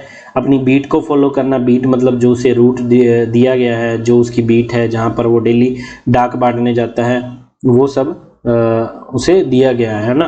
तो किस चीज़ के लिए बाध्य नहीं है? गिव चेंज, बिल्कुल ऑप्शन सी इसका राइट आंसर हो जाएगा गिव चेंज, कि अगर पोस्टमैन ने किसी से 100 रुपये कलेक्ट करने हैं, उसने उसको जो है 200 का नोट दे दिया, तो 100 रुपये पोस्टमैन चेंज देने के लिए पोस्टमैन बाध्य नहीं है, कस्टमर को ही देना पड़ेगा। अगर पोस्टमैन के पास होगा तो वो दे देगा, लेकिन उसकी ये कोई रिस्पॉन्सिबिलिटी नहीं है कि वो चेंज देगा ही देगा, तो पोस्टमैन बाउंड नहीं है। आगे चलते हैं। 103 नंबर क्वेश्चन है, if payment of postage charges due is not made by the addressee the post office can. अगर कोई पोस्टेज चार्जेस ड्यू चार्जेस है, कोई कस्टम ड्यूटी चार्जेस ड्यू है, कुछ भी किसी भी तरह के पैसे जो एड्रेसी ने पे करने हैं पोस्ट ऑफिस को, या उसको पे करने ही पड़ेंगे या लेने हैं, अनपेड आर्टिकल आ गया, इनसफिशिएंटली पेड है, तो अगर ऐसे पैसे वो पे नहीं करता है, ठीक है, तब पोस्ट ऑफिस क्या कर सकता है? पोस्ट ऑफिस आर्टिकल को रोक सकता है अपने पास, उसे डिस्ट्रॉय कर सकता है, उसे डिलीवर कर सकता है विदाउट पेमेंट के, या उसे जो है पुलिस अथॉरिटीज को दे सकता है।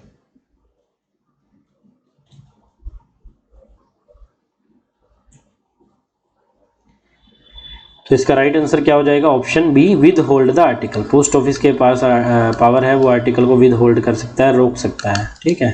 104 नंबर क्वेश्चन क्या, article address to army personnels are delivered through.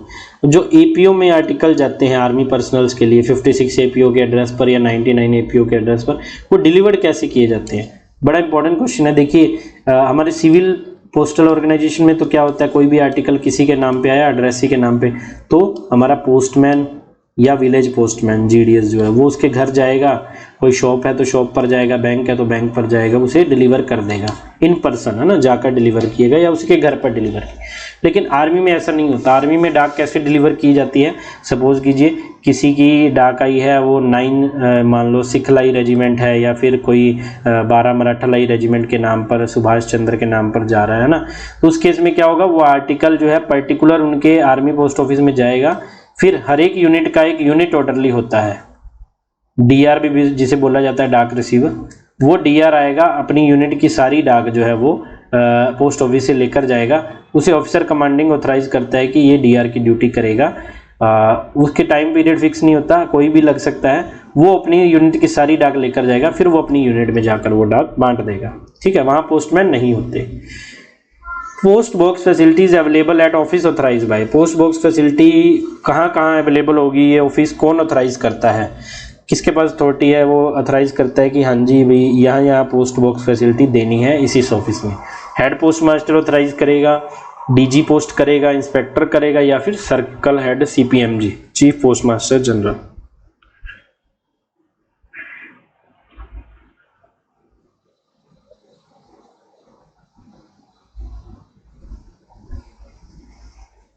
तो इसका राइट आंसर क्या हो जाएगा 105 नंबर क्वेश्चन का? ऑप्शन बी, सीपीएमजी जो है chief post master general. Circle head जो वो डिसाइड करता है कौन से पोस्ट ऑफिस को जो है ऑथराइज करना है पोस्ट बॉक्स फैसिलिटी के लिए। 106 नंबर क्वेश्चन क्या है, which type of article can be posted in post box. Post box में कैसे आर्टिकल पोस्ट किए जा सकते हैं? Registered letter, VP article, insured parcel, या फिर fully prepaid unregistered inland letter and post card. तो देखिए ना रजिस्टर्ड लेटर उसमें पोस्ट किए जाएंगे, ना वीपी आर्टिकल, ना इंश्योर्ड पार्सल, ये सब तो साइन लेकर ही डिलीवर किए जाते हैं ना, तो हम ऐसे उसे पोस्ट बॉक्स में नहीं डाल सकते। तो ऑप्शन सी इसका राइट आंसर हो जाएगा, fully prepaid unregistered inland letter. जो फुल्ली प्रीपेड है ना, अनरजिस्टर्ड है, रजिस्टर्ड नहीं अनरजिस्टर्ड, तो ऑप्शन सी इसका राइट आंसर हो जाएगा। Who is known as the renter in post box. Post box में रेंटर किसे बोला जाता है? रेंटर बहुत इंपॉर्टेंट टर्म है, पूछ भी लिया जाता है। तो रेंटर कौन होता है पोस्ट बॉक्स फैसिलिटी जब ली जाती है?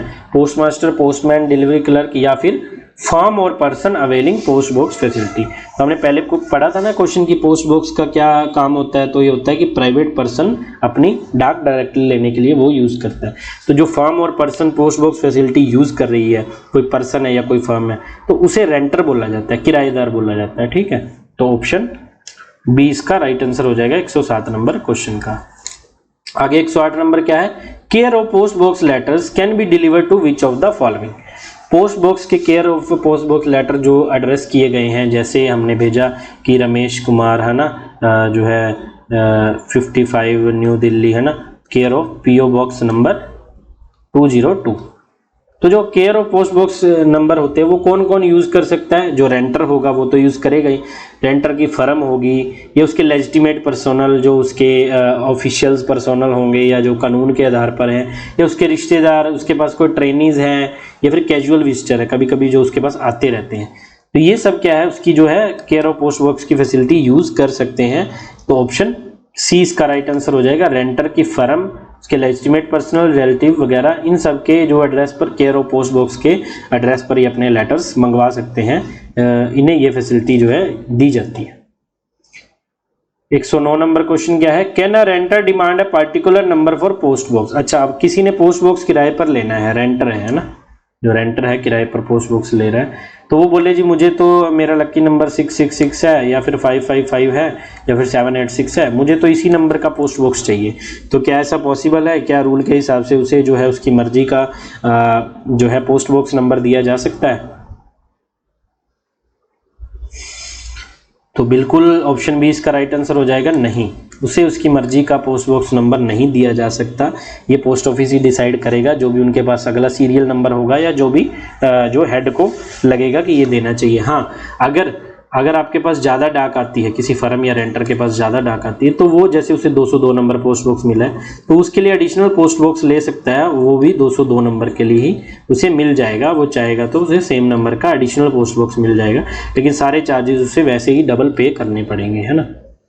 110 नंबर क्वेश्चन क्या है? Refund is allowed on post box rent. Post box rent का रिफंड कब दे दिया जाता है? पोस्ट बॉक्स का जो रेंटर है वो चाहता है कि मुझे पोस्ट बॉक्स फैसिलिटी यूज़ नहीं करनी, तो उसने जो रेंट पेमेंट की है, चाहे मंथली की है, क्वार्टरली की है, हाफ ईयरली की है या ईयरली की है, तो उसे कब वो वापस मिल सकता है, किस कंडीशन में? या तो उसने सर्विस यूज़ ना की हो तब, या उसने जो है पोस्ट बॉक्स सरेंडर कर दिया 7 दिन के अंदर, या फिर CPMG की स्पेशल अप्रूवल के साथ उसे रिफंड मिल जाएगा सर्कल हेड के, या फिर रिफंड उसे किसी भी केस में नहीं मिलेगा, रिफंड अलाउड नहीं है।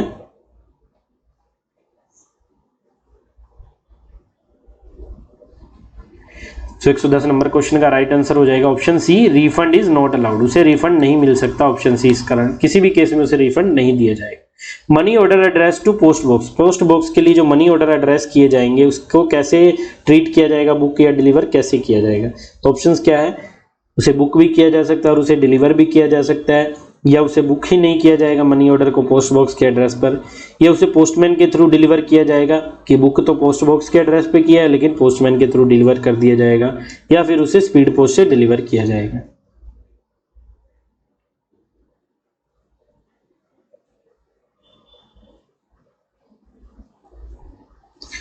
तो इसका राइट आंसर हो जाएगा option B, can not be booked. ये बुक ही नहीं किया जाएगा, can not be booked, not booked आ जाएगा ना, नॉट बुक्ड, ये बुक ही नहीं किया जाएगा।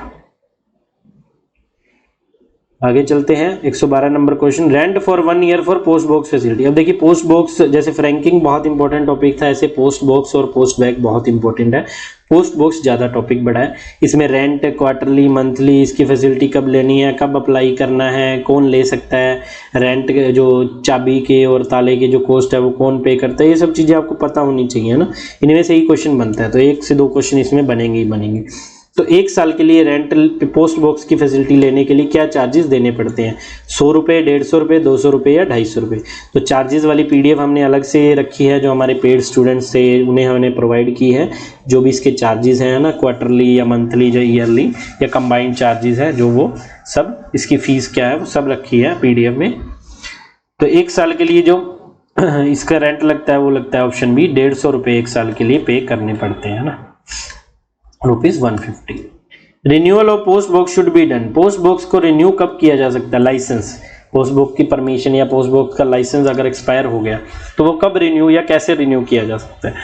सिर्फ एक्सपायरी से पहले किया जा सकता है, ओनली बिफोर एक्सपायरी। मान लो 31 दिसंबर को एक्सपायर हो रहा है तो उससे पहले एप्लीकेशन देनी पड़ेगी, या फिर एक्सपायर होने के 7 दिन के अंदर अंदर, जैसे 31 दिसंबर को एक्सपायर हुआ और 7 जनवरी तक एप्लीकेशन, या फिर एक्सपायरी से पहले और एक्सपायरी के 15 दिन के बाद तक भी एप्लीकेशन को कंसीडर किया जा सकता है।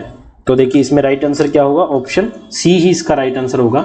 वैसे तो रूल के हिसाब से बिफोर एक्सपायरी ही एप्लीकेशन देनी है ना, चाहे हफ्ता पहले 10 दिन पहले आप दे दीजिए। लेकिन कुछ केस में जब वो पोस्ट मास्टर को जस्टिफाइड लगता है, बंदा बोलता है कि मैं इस कारण से नहीं दे पाया, तो वो एक्सपायरी के 15 दिन के अंदर अंदर भी दे सकता है। मतलब 15 जनवरी, अगर 31 दिसंबर माने 15 जनवरी तक भी वो देगा, उसकी कंसीडर हो जाएगी। ऑप्शन सी इसका राइट आंसर हो जाएगा।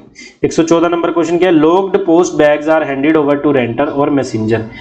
पोस्ट बैग फैसिलिटी जो होती है उसमें क्या होता है, एक बैग होता है, डाक का थैला जैसा होता है, उसमें उस बंदे की सारी डाक, उस फर्म की सारी डाक होगी, उसे लॉक कर दिया जाएगा और वो हैंड ओवर कर दिया जाएगा या तो रेंटर, ये भी रेंटर ही होता है ना, या तो रेंटर को या उसका मैसेंजर, जो उसका मैसेंजर आएगा उसे दे दिया जाएगा। लेकिन कब दिया जाएगा, क्या वो आधार कार्ड दिखाएगा जब, या फिर वो रिटर्न एप्लीकेशन देगा, या फिर वर्बल फ़ोन पर बात होगी, या फिर प्रेजेंटेशन ऑफ डिलीवरी टिकट। एक डिलीवरी टिकट होती है, डिलीवरी टिकट एक तरह का प्रूफ होता है कि रेंटर का ये मैसेंजर है, इसने पोस्ट बैग फैसिलिटी ली हुई है।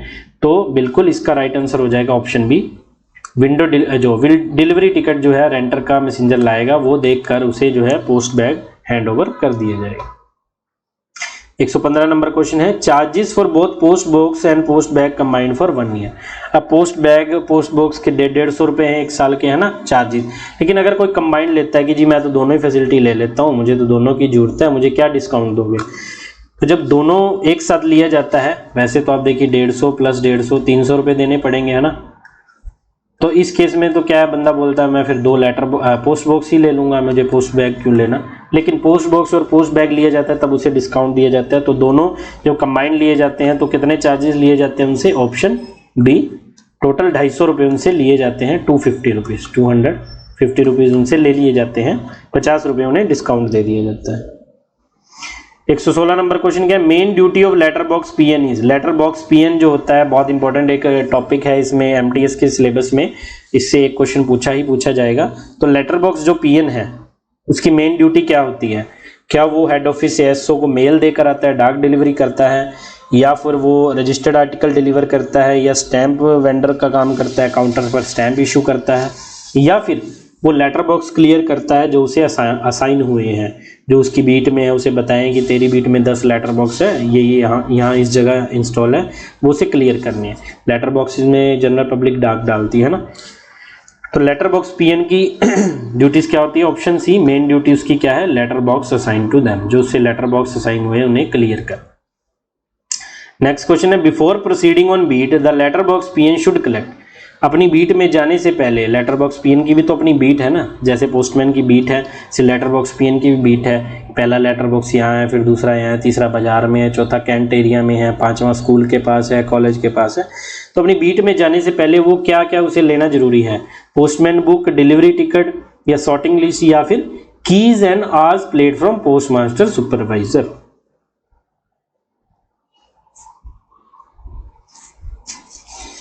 तो इसका राइट आंसर क्या हो जाएगा, option B, keys and hours plate from post master. Keys तो हो गई, कीज समझ आ गई, चाबी हो गई आपको लेटर बॉक्सेस की, है ना।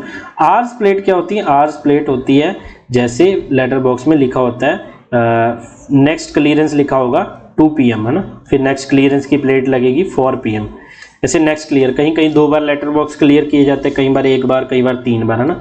तो उन्हें आवर्स प्लेट, घंटे की जो प्लेटें बोला जाता है, जो आवर्स प्लेट बोला जाता है, उस पर लिखा होगा next clearance 2 PM, next clear 3 PM, 12 PM, 10 AM, है ना, नेक्स्ट डे, ऐसे। तो ऑप्शन बी इसका राइट आंसर हो जाएगा। 118 नंबर क्वेश्चन क्या है, after IT modernisation letter box are cleared electronically using. IT modernisation जब से हुआ तब लेटर बॉक्स जो है वो क्लियर किए जाने लगे इलेक्ट्रॉनिकली।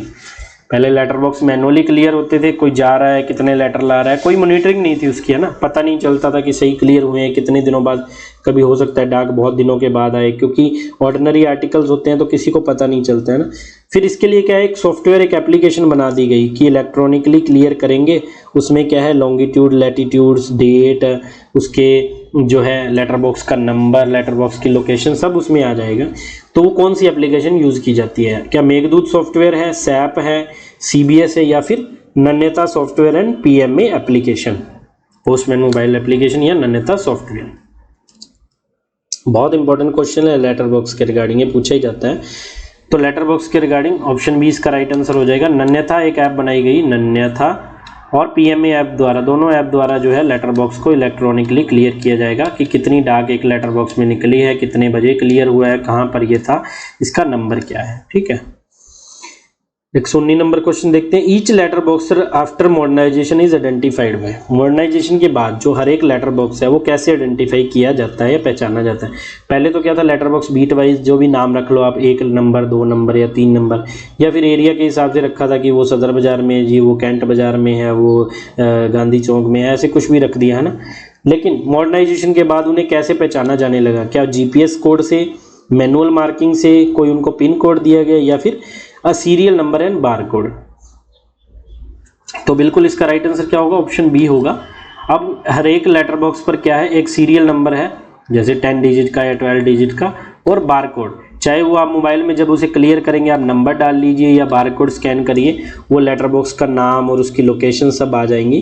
फिर जितने लेटर उस लेटर बॉक्स में निकले हैं, 5, 10, 20, 50, आप अपने बैग में डालेंगे और उसमें लिखेंगे मैनुअली कि 50 लेटर्स इसमें निकले, फिर उसे सबमिट कर देंगे तो वो सिंक हो जाएगा, वो रिपोर्ट आपकी मॉनिटरिंग में चली जाएगी कि लेटर बॉक्स इतने बजे क्लियर हुआ। 120 नंबर क्वेश्चन क्या, if a person lives in a area not served by any postman he can. ऐसा एरिया जो पोस्टमैन द्वारा सर्व नहीं किया जाता और कोई व्यक्ति उस एरिया में रहता है कि पोस्टमैन वहाँ नहीं जाता या पोस्टमैन की फैसिलिटी वहाँ नहीं है और व्यक्ति उस एरिया में रहता है, तो अपनी डाक की डिलीवरी कैसे ले सकता है।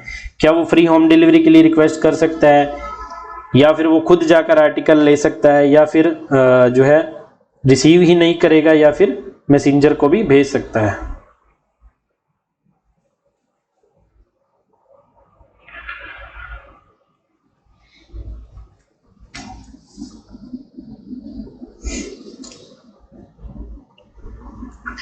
तो इसका राइट आंसर क्या हो जाएगा, option B, send a messenger to collect mail. वो अपने मैसेंजर को एक अथॉरिटी लेटर के साथ भेज देगा कि उस पोस्ट ऑफिस से जाकर मेरी डाक ले आओ, क्योंकि पोस्टमैन द्वारा वो एरिया सर्व नहीं किया जाता है ना।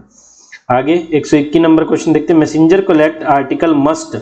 जो मैसेंजर आर्टिकल लेने आया है किसी के बिहाफ पे कि उस एड्रेस पर पोस्टमैन नहीं जाता, वहाँ के आर्टिकल कोई मैसेंजर लेने आया तो उसे क्या करना होगा, आई कार्ड दिखाना होगा, या साइन डिक्लेरेशन, या लेटर लाएगा, या फिर pay all dues on the article. उस आर्टिकल पर जितने भी जो है वो ड्यू हैं चार्जेस, वो सब उसे पे करने होंगे।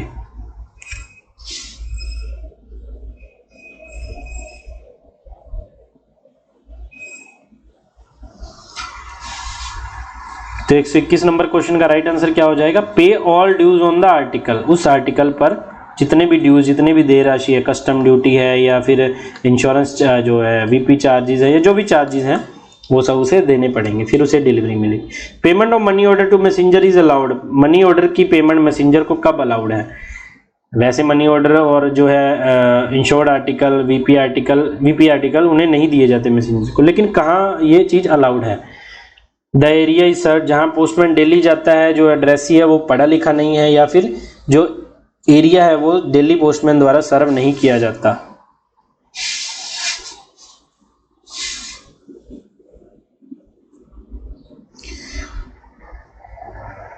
तो देखिए इसका राइट आंसर क्या होगा, option C, the area is not serve daily postman. Postman द्वारा जो एरिया डेली सर्व नहीं किया जाता है, जहां पोस्टमैन डेली नहीं जाता है, उस केस में मनी ऑर्डर की पेमेंट चाहिए तो मैसेंजर को दे सकता है, पोस्ट ऑफिस के पास अथॉरिटी होती है। ऑप्शन सी इसका राइट आंसर।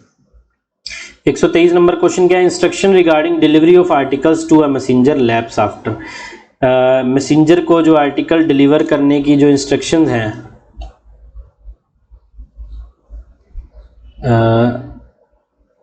मैसेंजर को आर्टिकल डिलीवर करने के जो इंस्ट्रक्शन है वो कितने टाइम तक वैलिड होते हैं, 6 महीने, 1 साल, 2 साल या 3 साल।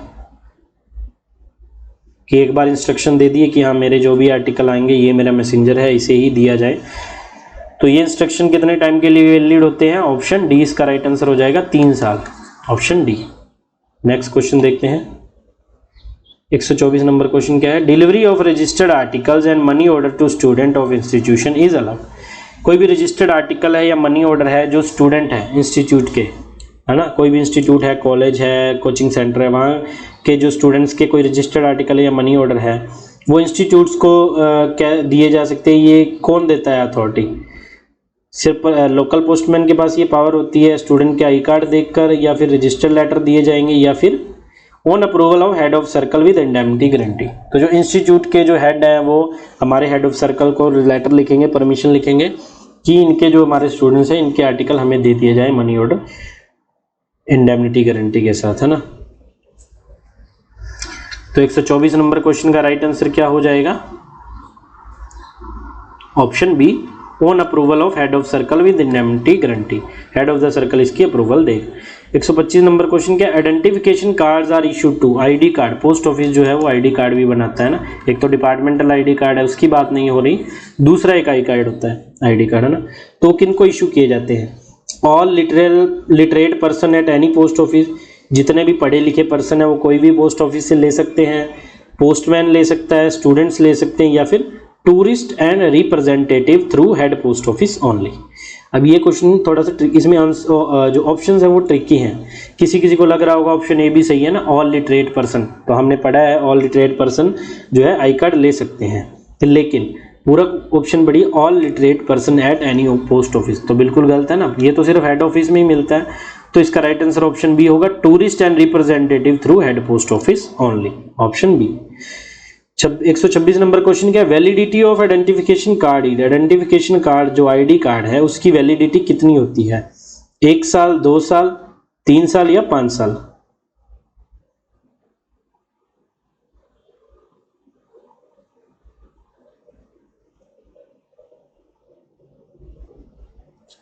तो ये वाला क्वेश्चन का आपने आंसर कमेंट बॉक्स में देना है, देखते हैं कितने स्टूडेंट्स को पता है। 127 नंबर क्वेश्चन क्या है, poste restante services meant for. Poste restante service के बारे में हमने पहले क्वेश्चन पढ़ा था ना कि पोस्टेज स्टैंटे का मतलब क्या होता है ना, कि जो आर्टिकल को पोस्ट ऑफिस में होल्ड करना अंटिल एड्रेसी टेक्स डिलीवरी, है ना। तो इसमें पूछा है मीन्ट फॉर किसके लिए होता है? परमानेंट रेजिडेंट्स के लिए, पोस्टमैन के लिए, प्लांटर्स के लिए, या फिर strangers and travellers for not more than 3 month. जो स्ट्रेंजर्स है या ट्रैवलर है, जैसे कोई हिली एरिया में हिल स्टेशन पर कोई बंदा घूमने गया है, 2-3 महीने के लिए काम करने गया है, कोई ट्रैवलर है, कोई स्ट्रेंजर है जिसका अपना कोई परमानेंट एड्रेस अभी नहीं है, तो वो पोस्टेज स्टैंटे की फैसिलिटी लेगा, अपने रिश्तेदार को बताएगा कि आप care of Manali post office जो है भेज दीजिए, और वहाँ के पोस्ट मास्टर को एप्लीकेशन देगा पोस्टेज स्टैंटे की फैसिलिटी के लिए। तो इसका राइट आंसर क्या हो जाएगा? Option B, stranger and traveller for not more than 3 months, option B. 128 number question क्या है, value payable article as poste restante can be retained for. देखिए ये क्वेश्चन बहुत इंपॉर्टेंट है। इसमें क्या है, पोस्टेज स्टैंटे में क्या पूछा जा सकता है, कितने टाइम के लिए फैसिलिटी होती है? 3 महीने के लिए। आर्टिकल होल्ड कितने महीने तक किया जाता है? 1 मंथ। अगर वीपी है तो 7 डेज, है ना। और क्या होता है, to be kept till called for, to await arrival, to care of post master, ये सब इस पर लिखा होता है। ये 10-12 क्वेश्चन इससे बनते हैं। तो वीपी आर्टिकल में कितने दिन रिटेन कर सकता है? ऑप्शन बी 7 दिन मैक्सिमम, और नॉन वीपी के केस में 30 दिन, है ना। आइडेंटिफिकेशन कार्ड फीस कितनी है? डिपार्टमेंटल वाला नहीं, जनरल पब्लिक के लिए जो आइडेंटिफिकेशन कार्ड पोस्ट ऑफिस देता है आई कार्ड, उसकी फीस कितनी है? 220 रुपये लेता है, 200 रुपये लेता है, 270 रुपये या 50 रुपये?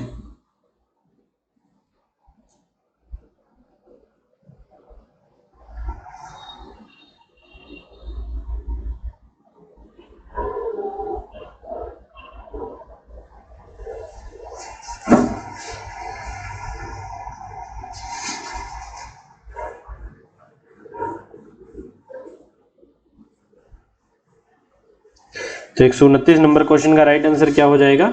ऑप्शन सी, 270 रुपये इसकी आईडी कार्ड की फीस जो है वो चार्ज की जाती है पोस्ट ऑफिस के द्वारा। आगे चलते हैं। 130 नंबर क्वेश्चन क्या है, once notice of arrival has been tendered article. Notice of arrival has been tendered मतलब कोई आर्टिकल आया पोस्ट ऑफिस में और एड्रेसी को उसका नोटिस दे दिया गया कि जी आपका एड्रेस जो आर्टिकल है आ गया है, आप कलेक्ट कर लीजिए। अगर वो नोटिस दे दिया गया है तो फिर क्या आर्टिकल के साथ कैसे ट्रीटमेंट किया जा सकता है?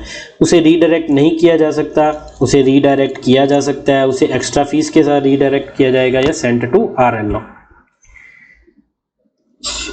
तो रीडायरेक्शन के बारे में हमने पढ़ा था ना, पीछे क्वेश्चन आया था, रीडायरेक्शन क्या होती है, किसी आर्टिकल को दूसरी जगह पर भेजना, है ना। तो जब नोटिस ऑफ अराइवल आ गया आर्टिकल के रिगार्डिंग, फिर हम क्या करेंगे, फिर हम उसे रीडायरेक्ट नहीं करेंगे, कैन नॉट बी रीडायरेक्ट, वो रीडायरेक्ट नहीं किया जा सकता। नेक्स्ट क्वेश्चन है 131 number, fully prepaid undeliverable articles with sender's address will be fully prepaid undeliverable article, पूरे प्रीपेड हैं, कोई चार्जेस पर ड्यू नहीं है, और अनडिलीवरेबल है जो डिलीवर नहीं हो सकते, अनडिलीवर्ड नहीं जो नहीं हो पाए, नहीं अनडिलीवरेबल जो हो ही नहीं सकते, और उस पर सेंडर्स का एड्रेस भी है, तब हम उसे कहाँ भेजेंगे। अनडिलीवरेबल है, जैसे डिसीज्ड है पर्सन, उसके लिए आया, फुल्ली प्रीपेड है और सेंडर का भी एड्रेस है, तो ऑब्वियस सी बात है हम उसे RLO भी नहीं भेजेंगे, डिस्ट्रॉय भी नहीं करेंगे, उसे रिटर्न टू सेंडर, उसे रिटर्न टू सेंडर कर दिया जाएगा, है ना, ऑप्शन सी। अगर वो फुल्ली प्रीपेड ना होते, अनपेड होते या अंडरपेड होते, तब भी हम उसे सेंडर से उसकी पेमेंट लेते, सेंडर को रिटर्न टू सेंडर ही करते, उसे वापस करते। तो इसका right answer option C. 132 number question क्या, complaints relating to inland post must be made within. Inland post से रिलेटेड कोई भी कंप्लेंट है, inland registry, speed post parcel पहुंचा नहीं है, पहुंचा है तो वो मिला नहीं है, या डिलीवरी डिनाई कर रहा है, कुछ भी लेना है, उसका प्रूफ ऑफ डिलीवरी लेना है, जो भी कंप्लेंट्स है उससे रिगार्डिंग, वो कितने महीने के अंदर अंदर दी जानी चाहिए। 3 महीने, 6 महीने, 12 महीने, 18 महीने। ये जो टाइम पीरियड होता है, ये होता है डेट ऑफ पोस्टिंग से, जब वो आर्टिकल पोस्ट किया गया उस दिन से गिना जाता है, कितने दिनों के अंदर अंदर, कितने महीनों के अंदर अंदर इनलैंड पोस्ट से रिलेटेड कंप्लेंट दी जानी चाहिए। तो 132 नंबर क्वेश्चन का राइट आंसर क्या होगा, ऑप्शन बी 6 मंथ्स, 6 महीने के अंदर अंदर कंप्लेंट्स जो है वो दी जानी चाहिए। 133 नंबर क्वेश्चन क्या, under coinage act small coins other than 1 rupees and 50 paisa are legal tender up to. ये एक टर्म है, कॉइनेज एक्ट जो है इंडिया का, उसमें जो है 50 पैसे और 1 रुपये के कॉइन के अलावा जितने भी स्मॉल कॉइन्स है, जैसे 5 पैसे 10 पैसे पहले चलते थे, ये पुराने एक्ट हैं, तो पोस्ट ऑफिस कितने रुपए तक के वो है एक्सेप्ट कर सकता है, मैक्सिमम 1 रुपये 50 पैसे को छोड़कर, 1 रुपये तक, 2 रुपये तक, 5 रुपये तक या 10 रुपये तक।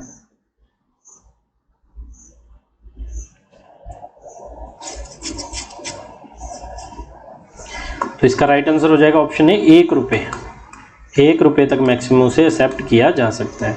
लास्ट क्वेश्चन देखते हैं वीडियो का, if the last date for payment of dues falls on Sunday holiday payment will be accepted.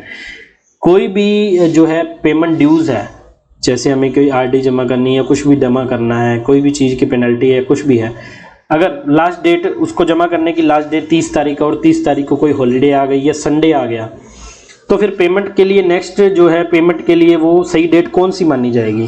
क्या उसे 1 दिन की छूट मिलेगी या 1 दिन पहले करना होगा। ऑप्शन क्या क्या, same day before holiday, holiday से 1 दिन पहले जमा करना होगा, या नेक्स्ट वर्किंग डे में, हॉलीडे के बाद जो नेक्स्ट वर्किंग डे होगा, या उसे फाइन लगेगा, या पेमेंट एक्सेप्ट नहीं की जाएगी।